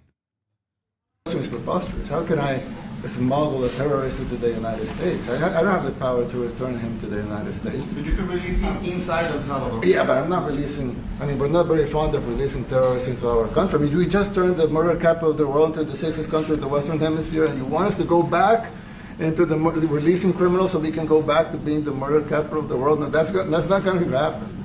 Well, they'd love to have a criminal, released into I mean, there's a fascination. They would love it. Yeah. They're sick. These are sick people. Marco, do you have something to say about Yeah, I mean, Stephen outlined it. I don't understand what the confusion is. This individual is a citizen of El Salvador. He was illegally in the United States and was returned to his country. That's where you deport people, back to their country of origin. Except for Venezuela, that wasn't refusing to take people back, or places like that. I can tell you this, Mr. President. No, the foreign policy of the United States is conducted by the President of the United States, not by a court. And no court in the United States has a right to conduct the foreign policy of the United States. It's that simple. End of story. And that's what the Supreme Court held, by the way, to Marco's point. The Supreme Court said exactly what Marco said, that no court has the authority to compel the foreign policy function of the United States. We won a case 9-0, and people like CNN are portraying it as a loss, as usual, because they want foreign terrorists in the country who kidnap women and children. But President Trump, his policy is foreign terrorists that are here illegally get expelled from the country, which, by the way, is a 90-10 issue. Well, Mr. President, you said that if the Supreme Court said someone needed to be returned, that you would abide by that. You said that on Air Force One just a few days ago, and they said that it must be facilitated. Why don't you just say, isn't it wonderful that we're keeping criminals out of our country? Why can't you just say that? Why do you go over and over? And that's why nobody watches you anymore. You have no credibility. Please go ahead. President Trump, thank you so much. How many illegal criminals are you planning on exporting to El Salvador? And President Bukele, how many are you willing to take from the U.S.? As many as possible. Yeah, why won't you cover the news in a way where it suits my propaganda purposes is a crazy way to redirect the question. It's not even redirection. It's just like, why don't you just feed my ego? That's crazy. Like, doing this while he's openly defying a unanimous decision from the Supreme Court and simultaneously, without evidence, with only evidence to prove the opposite, that's readily available, claiming that the guy that they're defying the Supreme Court order for is actually a terrorist. And also admitting that they want to do this to American citizens as well. How the fuck does nobody understand how terrifying this is? It's not like they're sheltering you from the truth. They're saying this is the goal. This is the purpose. This is what they are moving in the direction of. And it seems like a lot of Americans are oblivious, and the ones who are not oblivious are actively fantasizing about this.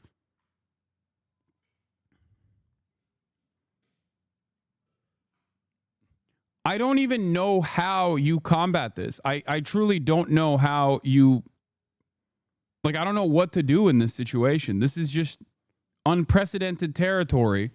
Yeah, meanwhile, the army is arriving at the southern border as they're gearing up potentially for an invasion. I don't even know what the fuck they're going to do there. This is openly defiant of the Supreme Court, which specifically upheld in a unanimous decision an order that requires the government to facilitate Abrego Garcia's release from custody in El Salvador. Here it is. The order properly requires the government to facilitate Abrego Garcia's release from custody in El Salvador. They just wrote it. Clear as day.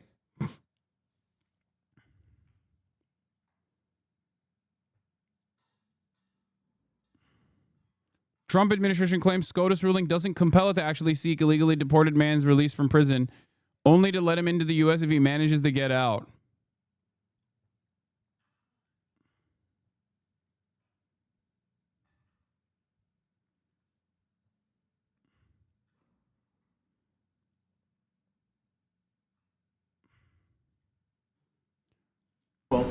And I just asked the president, you know, it's this massive complex that he built, jail complex.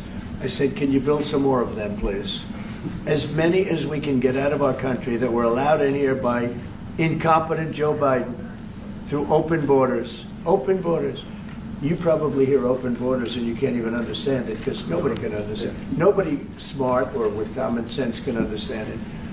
So we have millions of people that should not be in this country that are dangerous. The only person that I've seen that is like actively doing something about this is Van Hollen.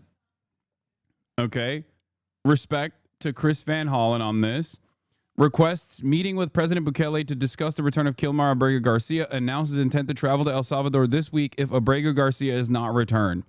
U.S. Senator Chris Van Hollen from Maryland has requested a meeting with Nayib Bukele when he's in the United States. And if he is not returned by the end of this week, he's going to go down to El Salvador. This is actually 100% something I am in support of 1,000,000%. As an American senator, you have a lot of opportunity to bring attention to issues, and putting yourself directly in the crosshairs is a fantastic way to do that. And I'm glad that there is at least someone out there that's willing to do this. Imagine if Booker did this for Mahmoud. Yeah, he would never in a million years do that because Cory Booker is Israel's guy. Okay, that's the reality. But yes, that is the expectation from our senators. This is the right thing to do. This is the smart thing to do. I'm very happy that there's at least someone demonstrating the courage necessary.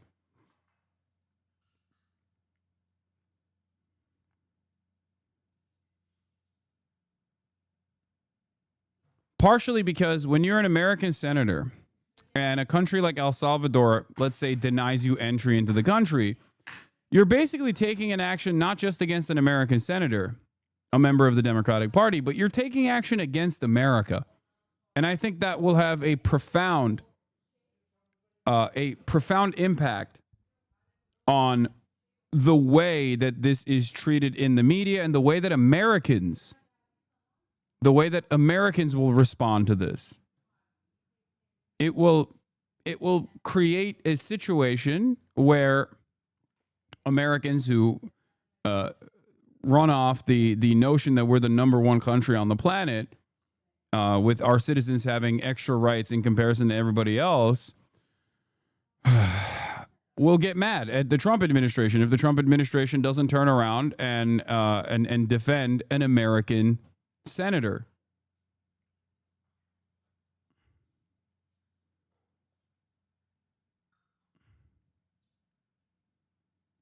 But can he actually get him out? Trump won't approve of this and won't care if they don't let him in? No, I'm saying that, let's say Senator Chris Van Hollen goes to, but this is a 2080 issue. Most Americans support that.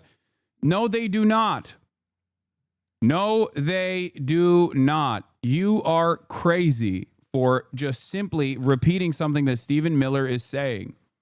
Americans don't know what the fuck they're in support of until it becomes an issue that is in front of their eyes. That's why I place a lot of importance on senators like this taking action against this, to put this in the forefront of American consciousness. Do you not understand?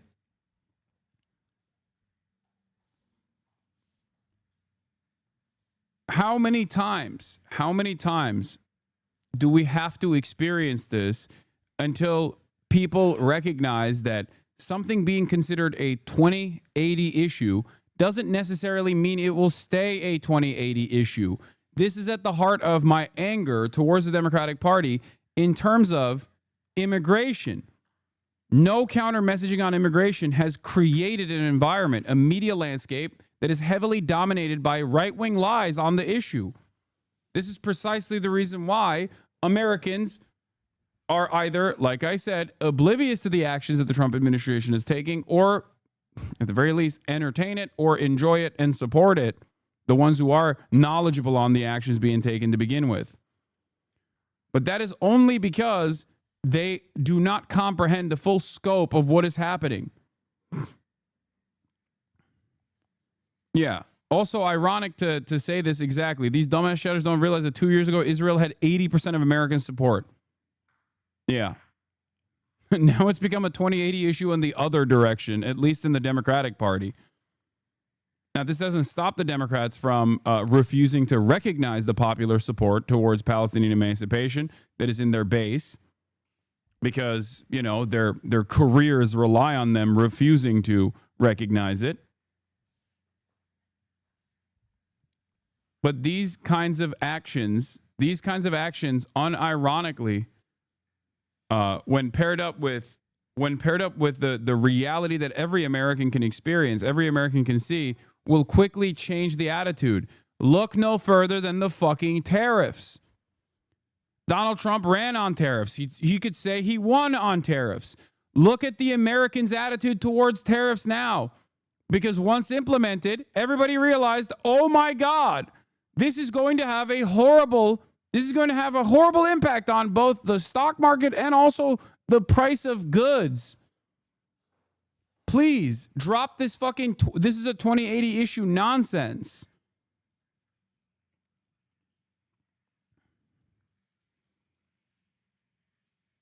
We are a particularly stupid country, okay? We're a particularly dumb and stubborn nation. Not just people, because we have people, but we have millions of people that are murderers, drug dealers. They've been allowed to come into our country by other countries that were very smart. When they heard that this very low IQ president, and by the way, I took my cognitive exam as part of my physical exam, and I got the highest mark, and one of the doctors said, "Sir, I've never seen anybody get that kind of, that was the highest mark."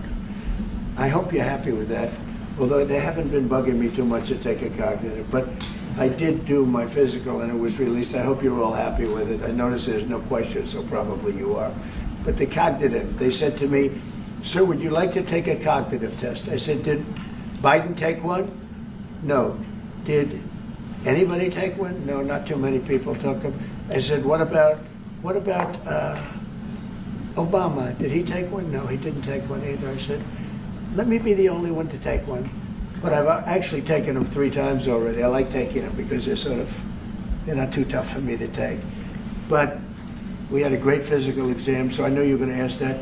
And the doctors, who are total professionals, Walter Reed Medical Center, they're great people.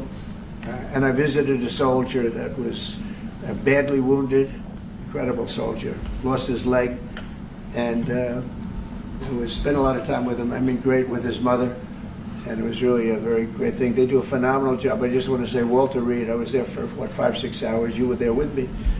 But I took a full physical, and it came out perfecto, so that's good. It means you got me for a little longer. Would the U.S. be willing to pay for those facilities to be opened if new ones were going to be built? I'd do something. We'd help them out. Yeah, we help them. They're great facilities, very strong facilities, and they don't play games. I'd like to go a step further. I mean, I said it to Pam. I don't know what the laws are. We always have to obey the laws, but we also have homegrown criminals that push people into subways, that hit elderly ladies on the back of the head with a baseball bat when they're not looking, that are absolute monsters. I'd like to include them in the group of people to get them out of the country, but you'll have to be looking at the laws on that, Steve, okay?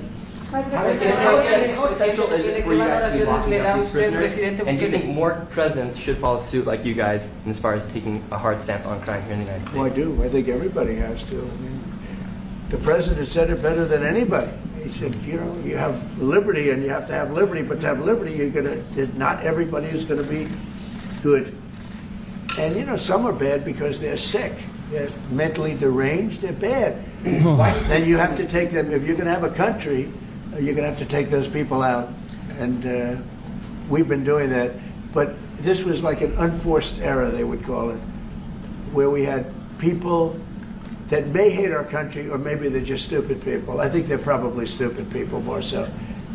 A lot of people said they did it for the vote, but I did better with Hispanic people than they did, because they always use Hispanic. I did better. You people love me. I saw my poll numbers in your country up through the roof, right? 91%. Some people think they do it for the vote, but they don't have to do it for the vote. They cheat. You know? How dangerous the U.S. for tourists right now? Incredibly dangerous. Straight up. I never thought I would say this. Insanely dangerous. Because they don't just deny you entry into the country, okay, which they have already. That's a saving grace. You getting denial of entry into the country saves your ass. Because we don't just deport anymore. We just send you to a slave labor prison and then actively say, we can't bring you back. Sorry, sucks to suck. Actually, do not come. If you think you have legal protections, let me tell you right now, you do not have any legal protections. And American citizens themselves will no longer have legal protections either. This has also obviously led to travel falling off of a fucking cliff here. The U.S. Is one of the world's top travel spots, pulling in over 72 million visitors last year, generating 1.3 trillion. But lately, travel from Europe and Canada is down up to 35% thanks to Trump's talk and scary border stories. Trump is bankrupting the U.S. It's down 30% for most countries. 20 to 30%.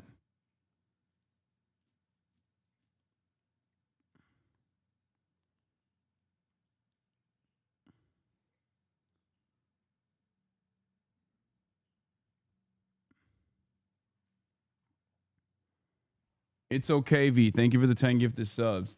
They're also showed up seizing mobile devices of people they suspect just to look at contacts. They're doing this to American citizens too, by the way. They did this to an immigration lawyer. They literally sat him down and tried to go through his phone. And they said they knew he was an immigration lawyer. There's also the other side of the story where they're incredibly incompetent. They sent out a mass blast of emails to American citizens telling them to self-deport in 10 days. That also happened this past week. And it was so stupid that I initially thought it can't be real. There was an immigration attorney in the United States of America that revealed that her wife,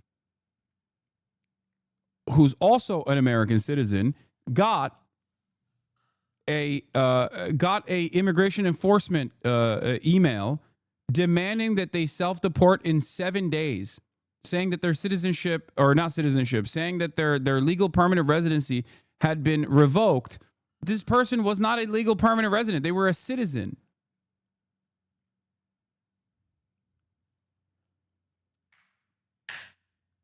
So not only is it horrifying, it's also incredibly stupid and incredibly incompetent as well. Yeah. How is this country going to host a World Cup is a real question. This is supposed to happen in a couple months. A well-respected MMA coach who always posts training tips and is based out of Australia says he arrived in the U.S. for an already scheduled seminar, but was detained at the border, thrown in a federal prison, and ultimately deported.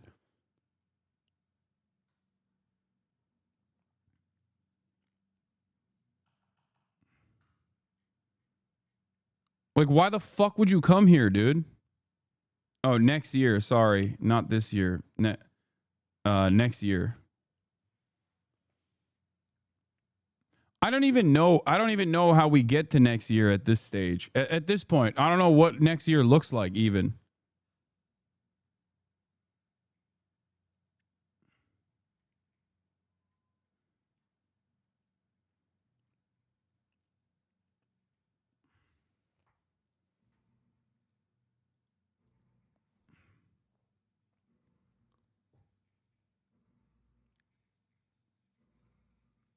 World Cup next year. Club World Cup is this summer. Yeah, there's a 2025 Cup in June and July, right? Are you afraid of being targeted by the Trump administration? Chatters, I am an American citizen. I was born here, okay? By the time the Trump administration decides to take illegal actions and enforcement against someone like myself, it's already over. I'm definitely on the list. Like, someone like myself would certainly be on the list with someone of my background, but I'm on the lower side of said list. Understand that many of you will have already been packed up by the time they fucking get to someone like myself. I hope that we will at some point dial this back dramatically.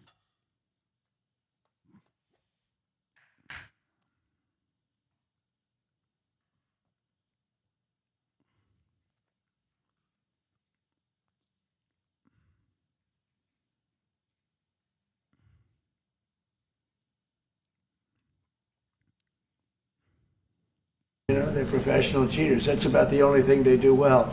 So we just have had a great relationship, and it's become bigger because of a strange thing that happened. You know, I came back. We had no war in Ukraine. We had no war we had no October 7th Middle East problem. We had nothing. We had no inflation. We didn't have the Afghanistan, most embarrassing moment in the history of our country, the Afghanistan, not withdrawing, because I would have been out, you know, I had it all set to bring people out with dignity and pride. That was the worst, most embarrassing moment in the history of our country, Afghanistan.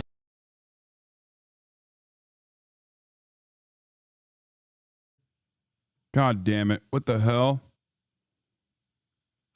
Little F there. Minor F. Minor F, but we're back. We're back. No, they didn't get me. The CIA heart attack gun did not get me. Everybody calm down. It wasn't that significant of a drop. God damn, everybody loses their freaking minds anytime there's a little bit of a F. There was a blip, okay? Calm down. Middle East, we didn't have any of that. You wouldn't have had the war with Russia, Ukraine. You wouldn't have had the Middle East problem because Iran was broke. They had no money because we had secondary sanctions on and lots of other sanctions. And now every single thing, got a problem with Iran, but I'll solve that problem. That's almost an easy one. We got to solve a war that should have never started, Ukraine and Russia, and we'll get that solved. And we have to solve problems, and we already solved inflation. You know, if you look at the numbers are incredible, actually. The stock market's up, and we're not letting other countries take advantage of this country like they have for the last 40 years. So thank you very much. You have a question, please? Yes, sir. Mr. President, thank you so much. You scored another major investment win this morning when NVIDIA pledged to build its AI supercomputer, the first time ever, right here in the United States. Thank you. That's a question I like. That's true. What is your reaction to this announcement, sir, and how will this positively benefit Americans across the entire country? Well, it's one of the biggest announcements you'll ever hear, because NVIDIA, as you know, controls that almost the entire sector, which is one of the most important sectors in the world, between chips and semiconductors and everything else. And they're the biggest. And the other biggest we already have coming in and spending $300 billion, as you know. They announced 2 weeks ago. But NVIDIA is so highly respected. And this was an announcement that a lot of people, I knew it was going to happen, but not to the extent that it happened. It's big. And the reason they did it is because of the election on November 5th and because of a thing called tariffs. As I say, the most beautiful word in the dictionary. After love, God, relationship. The press actually hit me and said, tariff is the most beautiful word in the dictionary. What about family, love, God? I got hit even on that. You understand? I said, okay. So now I say it's my 5th most favorite word because they get you on anything. But no, that NVIDIA, it's one of the great companies of the world, modern, super modern companies, controls segments that nobody, sort of controls the world in a sense, and they're coming in here in the biggest way with hundreds of billions of dollars. Not like millions of dollars, hundreds of billions of dollars, and I'm honored by it. And I want to thank Jensen and all of the people that we deal with. They're great people, they're brilliant people. And without tariffs, they wouldn't be doing it. Okay. Thank you very much. Are you considering additional sanctions against Russia after their latest attack? And do you have an update on the rate and when you might announce semiconductor Well, I already tariffs? have sanctions on Russia. I put them there. If you remember, Nord Stream 2, that's the big pipeline that goes through Europe. I stopped it. That's Russia's pipeline, the largest pipeline, I think, in the world. Goes to Germany. And I stopped it. And when Biden came in... Well, Biden blew it up, so... I mean, who took more significant action? One must ask. He approved it. And then they say, oh, I'm friendly with Russia. No. Putin said, if you're my friend, I'd hate to see you when you're my enemy. I stopped the biggest economic job they ever had. I stopped at coal, right? It was dead. You know that, right? And Biden came in and he immediately approved it. What was that all about? And it's a pipeline that takes care of a lot of the needs. Now, it was a very controversial thing, but I stopped it and Biden approved it. Question? On tariffs, no, not you. Not Update today on potential semiconductor tariffs and potentially pharmaceuticals. What? Semiconductor tariffs and potentially pharmaceuticals. Pharmaceuticals we're going to do. We don't make our own drugs, our own pharmaceuticals. We don't make our own drugs anymore. The drug companies are in Ireland and they're in lots of other places, China. And all I have to do is impose a tariff. The more, the faster they move in. The higher the tariff, it's very serious. It's inversely proportional. The higher the tariff, the faster they come. And we're going to be doing that. That's going to be like we have on cars. We have, as you know, a 25% tariff on cars. We have a 25% tariff on steel and aluminum. And that's what that category fits right now. Do you have a percentage in mind and a timeline? I have a timeline, not too distant future. And we're doing it because we want to make our own drugs. We're doing it because we want to make our own steel and aluminum, lumber, other things. And they're all coming in. We have record numbers, $7 trillion. Since I announced, like a month and a half ago, since I came in, we have over $7 trillion being invested in the country. We didn't have $1 trillion. We didn't have $500 billion for some of these guys. They didn't know what the hell they were doing. So we have the largest investment that we've ever heard of, and we're only 2 months in. Is any of this true? No, of course it's not true. Of course, none of this is true.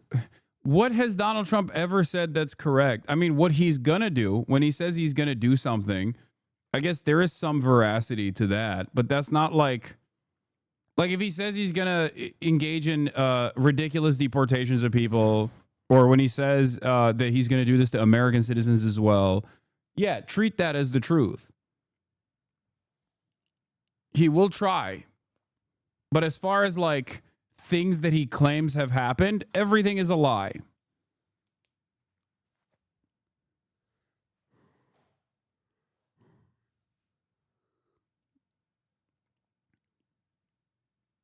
In terms of the economy, tariffs, its impact, everything that he's saying is a fucking lie, straight up. And that'll continue at levels that you've never seen before. That's what's going to happen. And even the stock market. When he says this is going to fix the trade deficit, that's a lie. When he says he's going to bring manufacturing to the United States with this action, that's a lie. It is physically impossible for him to do so. Okay? It is not possible for him to do this without severe government-funded initiatives to build a robust base of manufacturing in the United States of America. He will not be able to do any of these things. Market's up today. It's we also had, we a lot of people didn't say it the way it was. We had the largest gain in the stock market in history on every single category. Yeah, after the largest cataclysmic dip of the stock market, there was a brief moment of recovery, and yet it's still incredibly unstable due to his administration going back and forth.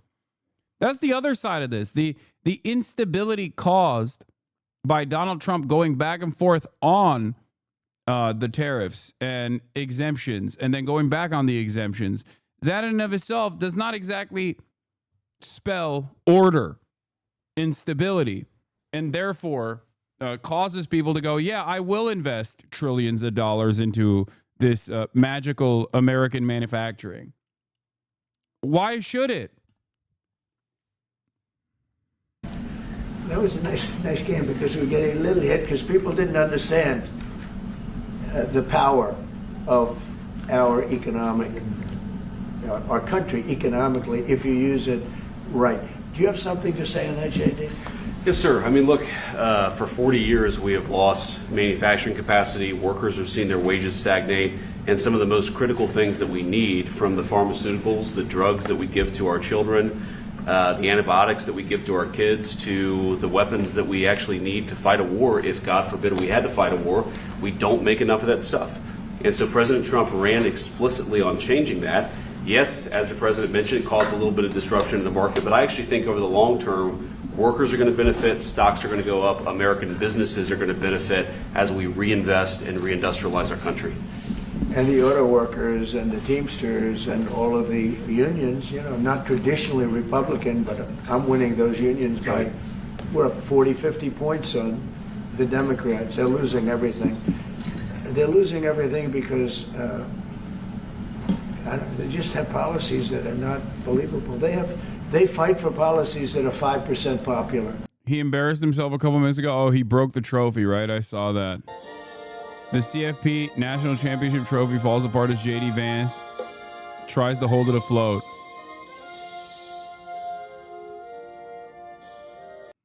Fucking idiot. The trophy was made in America by UAP Polic Talix in New York. The award is two separate pieces, the trophy and the base, with the idea being that the trophy is what's held aloft, not the base.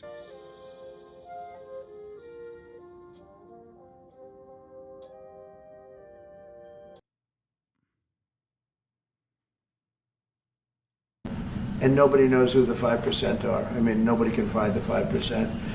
But if you go back to Ohio, and by the way, we have the great championship team from Ohio coming in today, right? Very big day. And that's going to be a little bit later. And that'll be, if you want to stick around, I'll introduce you to some nice people. You'll see some very large people, right? You'll see some people that even you have not seen people like this. These are big, these are 6'7", 380 pounds with no fat. Okay, that's pretty good, right?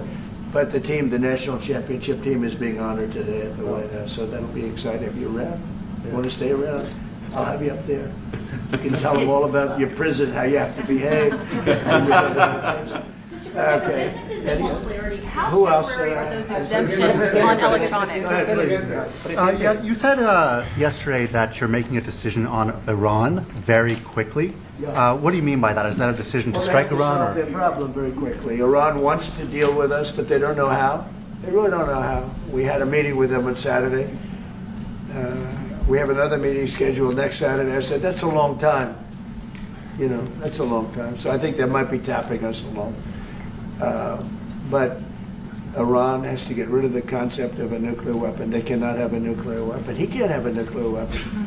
Nobody can have. We can't have anybody having nuclear weapons. You know, we can't have nuclear weapons. And I think they're tapping us along because we're so used to dealing with stupid people in this country. And I had Iran perfect. You had no attacks. You would have never had October 7th in Israel. It was broke. They were stone cold broke when I was president. And I don't want to do it. I want them to be a rich, great nation. The only thing is, one thing, simple. It's really simple. They can't have a nuclear weapon. And they got to go fast because they're fairly close to having one. And they're not going to have one. And if we have to do something very harsh, we'll do it. And I'm not doing it for us. I'm doing it for the world. And these are radicalized people, and they cannot have a nuclear weapon. Does that include a potential strike on Iranian nuclear facilities? Of course it does. And just a follow-up question, a clarification. You mentioned that you're open to deporting individuals that aren't foreign aliens but are criminals to El Salvador. Does that include potentially U.S. citizens, fully naturalized Americans? If they're criminals and if they hit people with baseball bats over their head that happen to be 90 years old, and if they rape 87-year-old women in Coney Island, Brooklyn, yeah, that includes them. What do you think? There's a special category of person? They're as bad as anybody that comes in. We have bad ones too, and I'm all for it because we can do things with the president for less money and have great security. And we have a huge prison population. We have a huge number of prisons, and then we have the private prisons, and some are operated well, I guess, and some aren't. But he does a great. This is him once again reconfirming that he's interested in sending American citizens to El Salvador in an unprecedented fashion as well. Great job with that. We have others that we're negotiating with too. But no, if it's a homegrown criminal, I have no problem. Now, we're studying the laws right now. Pam is studying. If we can do that, that's good. And I'm talking about violent people. I'm talking about really bad people. Really bad people. Every bit as bad as the ones coming in. And I made the statement when I heard about this a long time ago now, 4 years ago. When I heard that this guy was having open borders, I said every single criminal from all over the world is going to be dumped into our country. And that's what happened. Jails. The jails of the Congo were emptied out. The jails of Venezuela were emptied out. And you know what happened? He used to say the jails in El Salvador were emptied out too. I thought it was really strange when he would shit on Nayib Bukele. I remember him doing that, claiming that Bukele was doing this as well. He said it at CPAC too, which was odd because like Bukele had attended a bunch of the CPAC conferences and was getting a lot of love from American Republicans. Seemingly that has changed. I went way down. But I now feel like he's lying. Yeah, of course he's lying. What are you talking about? These people are not opening up their prisons and dumping their prisoners into the United States. You can't do that. That's not a thing that. It's not even a thing you can facilitate. Venezuela has other problems. You know what the problem is? The irony, of course, is that the only time a country that is capable of doing that has done that is the United States of America. That's how MS-13 was created. MS-13 was a gang that was created in the American prison system, and we sent all of the MS-13 prisoners to El Salvador. We flew them in on flights, commercial jets, without telling the Salvadoran government that these were MS-13 gang members, and we just simply deported them without informing El Salvador that these were MS-13 gang members. So when Donald Trump says like this is something that other countries are doing, he probably doesn't even know that we did that. He has no idea that we literally did that to El Salvador. But that is how MS-13 became such a powerful organization.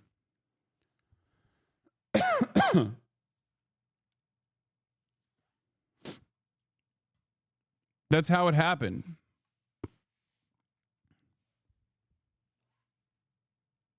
I have no money because I shut off their oil, and we put secondary tariffs because they're not doing what's right over there. They know what to do. We spoke to them. I spoke to them. They know what to do, but they have no money. Venezuela has no money, but Iran had no money, and Iran behaved so beautifully. And then Biden took all those secondary tariffs on tariffs on. I told China, you can't buy oil. If you buy oil from Iran, China, I told it to President Xi, then we no longer want you to do business with the United States of America. And those ships disappeared from that harbor so quickly. China. Get along great with China. Are the talks with Iran productive? Do you want to continue that? The talks with Iran, do you believe those are productive? Do you want to continue that? I think Iran could be a great country as long as it doesn't have nuclear weapons. If they have nuclear weapons, they'll never get a chance to be a great country. They will never get a chance. It won't even come close. Sir, on tariffs. Yeah. Yesterday you mentioned short-lived product exemptions. Which specific products are you considering, and how long is short-lived? Weeks, months? I'm looking at something to help some of the car companies where they're switching to parts that were made in Canada, Mexico, and other places, and they need a little bit of time because they're going to make them here, but they need a little bit of time. So I'm talking about things like that. What about any Apple products, other cell phones? Look, I'm a very flexible person. I don't change my mind, but I'm flexible. And you have to be. You just can't have a wall and you'll only go. No, sometimes you have to go around it, under it, or above it. There'll be maybe things coming up. I speak to Tim Cook. I helped Tim Cook recently, and that whole business. I don't want to hurt anybody, but the end result is we're going to get to the position of greatness for our country.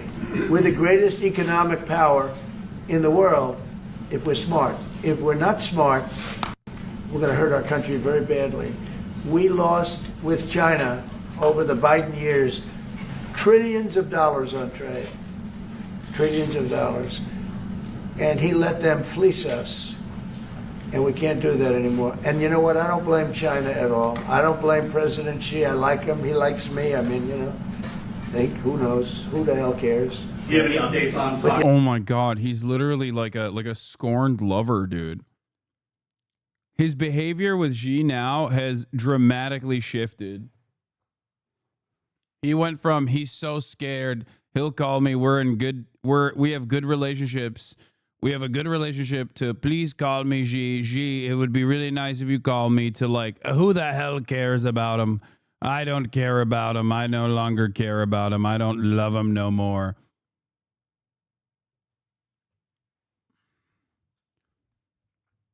This keeps going. This keeps going, and Trump is going to be begging for Xi to call by next week. Like, come on, please. What are you doing, Xi? You're ruining the global economy. Why would you do this? Why would you do this? Why would you let me do this, Xi? You know what? What? Do you have any updates for the talks with China? Let me just tell you this. I don't blame China. I don't blame Vietnam. I see their meeting today. Is that wonderful? That's a lovely meeting. They're meeting, like trying to figure out how do we screw the United States of America. Don't forget, the European Union was formed to do just that. The European Union was formed to hurt the United States and on trade. And they get us on NATO because they don't pay their bills. But now, since I got involved, they have been paying their bills. I took in over $600 billion for NATO. Nobody took in anything. I mean, they were all delinquent. They had 8 nations out of 28 paid their bills. The rest of them were way delinquent. Don't do and NATO. I said, if you don't Don't pay your do bills, we're NATO not to going to me, protect Xi. you Don't anymore. do And the money EU to poured me. in over 600. The Secretary General last week made that statement. He said, I've never seen anything like it. We couldn't get anybody to pay because the United States was footing the bill for NATO. Well, we got hurt there, and we got hurt on trade, likewise, European Union. And they've got to come to the table, and they're trying to. They're trying to. But the European Union has taken terrible advantage. They don't take our food products. They don't take our cars. We have millions of their cars, BMW, Volkswagen, Mercedes-Benz, many others. They come in by the millions. They don't take. There are no Chevrolets in Munich, I can tell you that. I said to Angela Merkel when she was there, as she was letting millions of people infiltrate Germany, which was not so good from, we would call them illegal immigrants, but she made them legal. But I said to her, and I get along with her very well, I said, how many Chevrolets do we have? So they're not illegal immigrants then. I like that we have changed our own designation for what we consider to be illegal versus legal immigrants, and we want to do that for other countries too. Like we gotta control what they do in terms of their own domestic policies, in terms of their own fucking asylum processes too. It's just like we gotta dominate the whole world. You need to change your food regulation so you can get our meat, our big beautiful meat, our big beautiful beef. You must get our poultry. You must get our chickens in our factories. You must get our cars. Change the roads. Widen those roads. Make it into a parking lot. I will not stop until Barcelona is one big parking lot. Have in Munich or Frankfurt. You remembered right on Trump Venezuela shitting on Bukele? Yeah, of course.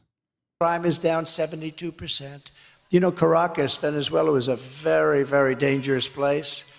And now, because of the great job they've done in removing their criminals into the United States, next year we're going to have our Michigan rally in Caracas, Venezuela, because it's nice and safe. Okay? Does that sound like a good idea to you? Because we want safety. Now, the press is going to write that. They're going to say, Donald Trump proposed next year's Michigan rally in Caracas, Venezuela. They'll say, isn't that horrible? Isn't that unpatriotic? You understand. This is what I have to go with. I'm only kidding, press. I'm only kidding. Although maybe it's not a bad idea. So El Salvador is an interesting one because I know the president. He's a young guy, and he's been getting this great press that his crime rate's way down. And they're training their criminals. Well, you don't train criminals, okay? You know, maybe every once in a while you get lucky, but you don't. So in El Salvador, murders are down 70%. He's saying, yes, we're teaching. He's different. Most of them just say, well, the United States is stupid, so we're dumping all our criminals there. He does it differently, smart. He goes, we're working with our people that are causing problems and crime. And he's not working with them. He's dumping them in the United States. And their crime rate, their murder rate is down 72%. See?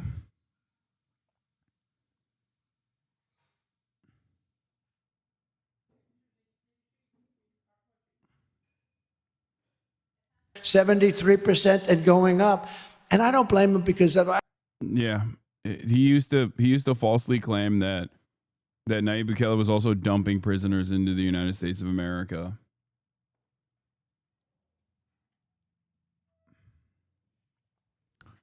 Anyway. Why? None, Donald. None. I said, you're right. And yet we take in millions and millions of cars. No, those days are over. How long okay. do you think the exemption Thank you very much, everybody. Thank you, guys. So that was the combo.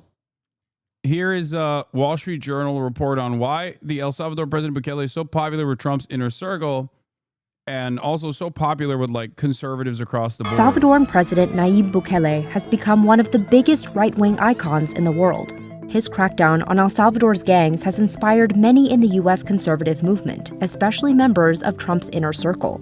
A lot of us in the MAGA movement believe that the good ideas we've seen in El Salvador, we can learn from. Bukele has agreed to accept U.S. detainees at El Salvador's megaprison, making him a key player in Trump's mass deportation strategy. I have great respect for him. I know him. He's very tough on crime. But concern is growing over Bukele's increasingly close relationship with Trump and many of his allies.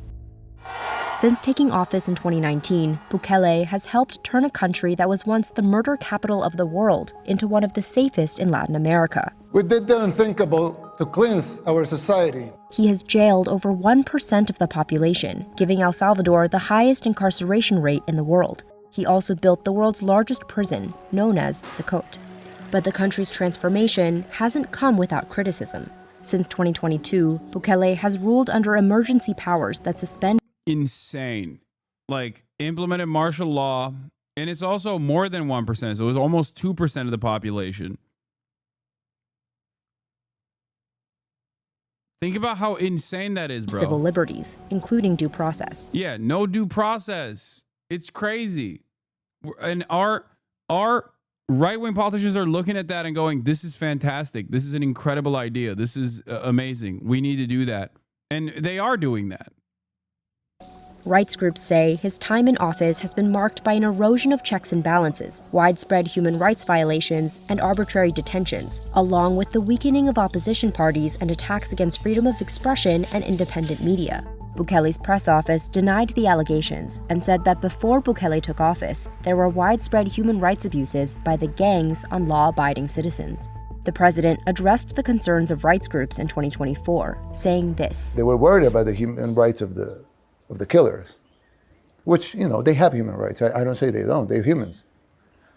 But if you have to prioritize, what will you prioritize? He's a democratically elected president. Damian Merlo has been working with Bukele since 2018 and acts as the president's advisor and his link to D.C. If people aren't happy, then the next election they can vote for someone else. People are participating at a very high rate in these elections, and they are voting for his party and for his allies. Former Congressman Matt Gaetz led the launch of a bipartisan El Salvador caucus in 2024. My friends. He owns a home there and visits several times a year. Oh my God. Oh God. Bukele's landslide victory in 2024 came after the courts allowed him to seek re-election, despite a constitutional ban on running for a second consecutive term.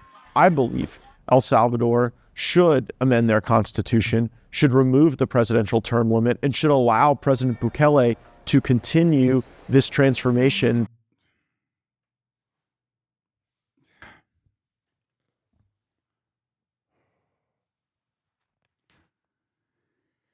Woo!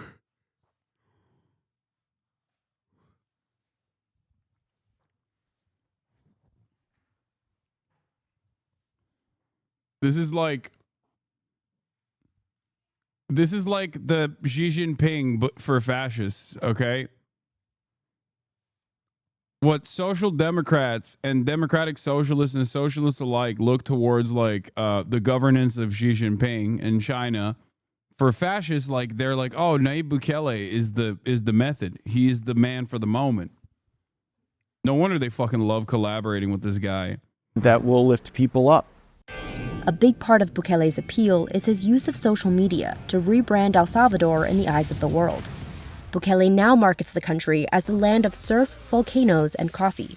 He hosts international events like the 72nd Miss Universe competition! He comes from an advertising background, and he knows exactly how to market not just to his own country, but increasingly to the outside. Vera Bergen-Gruen is one of 2 U.S. journalists who have interviewed Bukele in the last 5 years. When he became president, there was quite a noticeable shift where he started, for example, tweeting a lot more in English. And even the videos that are in Spanish tend to have English subtitles. La criminalidad. He knows that's where his growing fan club is. One of the other things that really struck me is also how he's changed some of the rhetoric he uses. For example, in his interview with Tucker Carlson and also in general, he speaks a lot more about God. All my security cabinet are believers. They all believe in God. We're a secular country, of course, but we all believe in God. He speaks a lot more in the language of kind of the Christian right wing in the United States. And this shit is totally fake, by the way.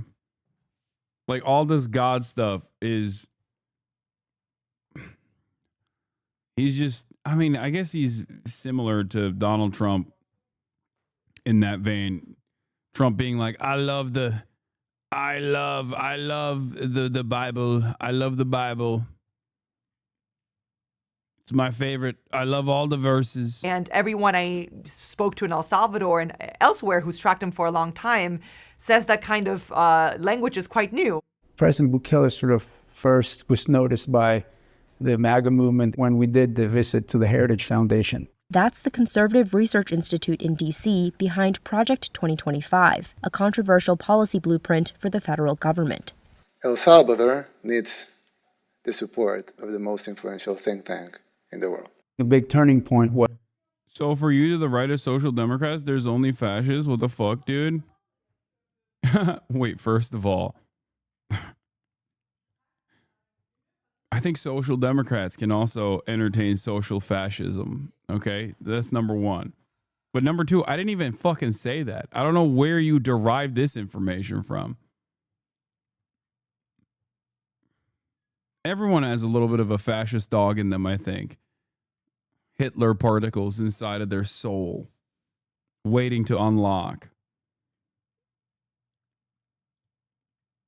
Was when he traveled to Maine to do the interview with Tucker when he was still at Fox. I think most governments would rather let people have guns than free speech. Free speech is a real threat to them. Well, that's why they hate free speech. Yeah, also, this guy literally disbanded free speech with martial law.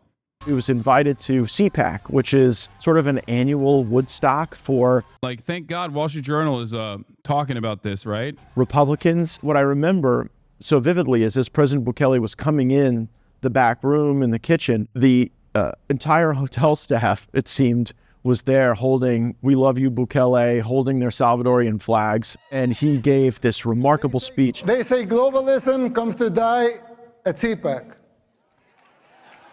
I'm here to tell you. Dog, you are literally the El Salvadorian president. You are the Salvadorian president. What do you mean globalism? Dude, one of the funniest things that I used to point to is when Nayib Bukele would say we're killing globalism, or when Viktor Orban does the same. They do the same thing. They go to CPAC and they talk about how like we're killing globalism in America. You're just global at that point. What the fuck do you mean? That in El Salvador, it's already dead. He probably had the second longest line for pictures after President Trump. Bukele has done quite an impressive job making inroads with the MAGA wing of the Republican Party. Donald Trump Jr. and Alex Brusewitz, the digital strategist behind Trump's podcast strategy, were among many MAGA Republicans at Bukele's second inauguration. Bukele has also developed a relationship with Elon Musk. I was like, how did you put all those thugs in prison without dying? Because it seems like that would have been not easy. They met in person for the first time in Texas in late 2024. Welcome to Tesla. Thank you. Bukele and Trump have kept up a relationship over the years, despite having only met in person once before in 2019. Bukele, makes no secret of the fact that he's a big fan of Donald Trump. President Trump is very nice and cool, and I'm nice and cool too. we both use Twitter a lot, so we'll get along. He shares a lot of his ideas about being tough on crime, but really it's the global right-wing language of being against international institutions. The EU was set up in order to take advantage of the United States. The corrupt system work in tandem with the so-called international community, the NGOs, and of course the fake news. Bukele, he's a strong critic of aid in a lot of ways. In the past, these nations have defined their relationships with the United States and other hegemons through the distribution of foreign aid. The chance for that type of nationalism to resist the globalist impulses does inspire some of us. Bukele's allies also fired top judges and packed the courts with loyalists. That is incredibly appealing to a lot of people in Trump's orbit as well. The idea that if a judge is trying to block you, then you can just basically get rid of them and just carry out your agenda. Bukele's new court allowed him to run again in a consecutive term. Trump himself hasn't ruled out running for a third term. People are asking me to run, and there's a whole story about running for a third term. I don't know. I never looked into it. They do say there's a way you can do it. In the last few months, Trump has been praising Bukele, calling him a model for others seeking to work with the United States. But just last year, Trump's opinion of him was quite different. He says how well the country's doing because their crime rate is down. And he said he's training all of these rough people. They're rough, rough, rough. But then I realized he's not training them. He's sending all of his criminals, his drug dealers, his people that are in jails, he's sending them all to the United States. It does remain to be seen if Bukele keeps getting all of this global credit as being the greatest crime fighter and, in the hemisphere, whether Trump will want to keep praising him or whether he will kind of go back to what he tends to do, which is just kind of go after basically any Latin American country as a bad place that is sending criminals to the United States. For now, though, Bukele remains an important ally of the Trump administration, especially with Bukele's influence spreading across Latin America. I think the Trump administration has realized that he's a reliable partner on rebuilding the economy of El Salvador, which is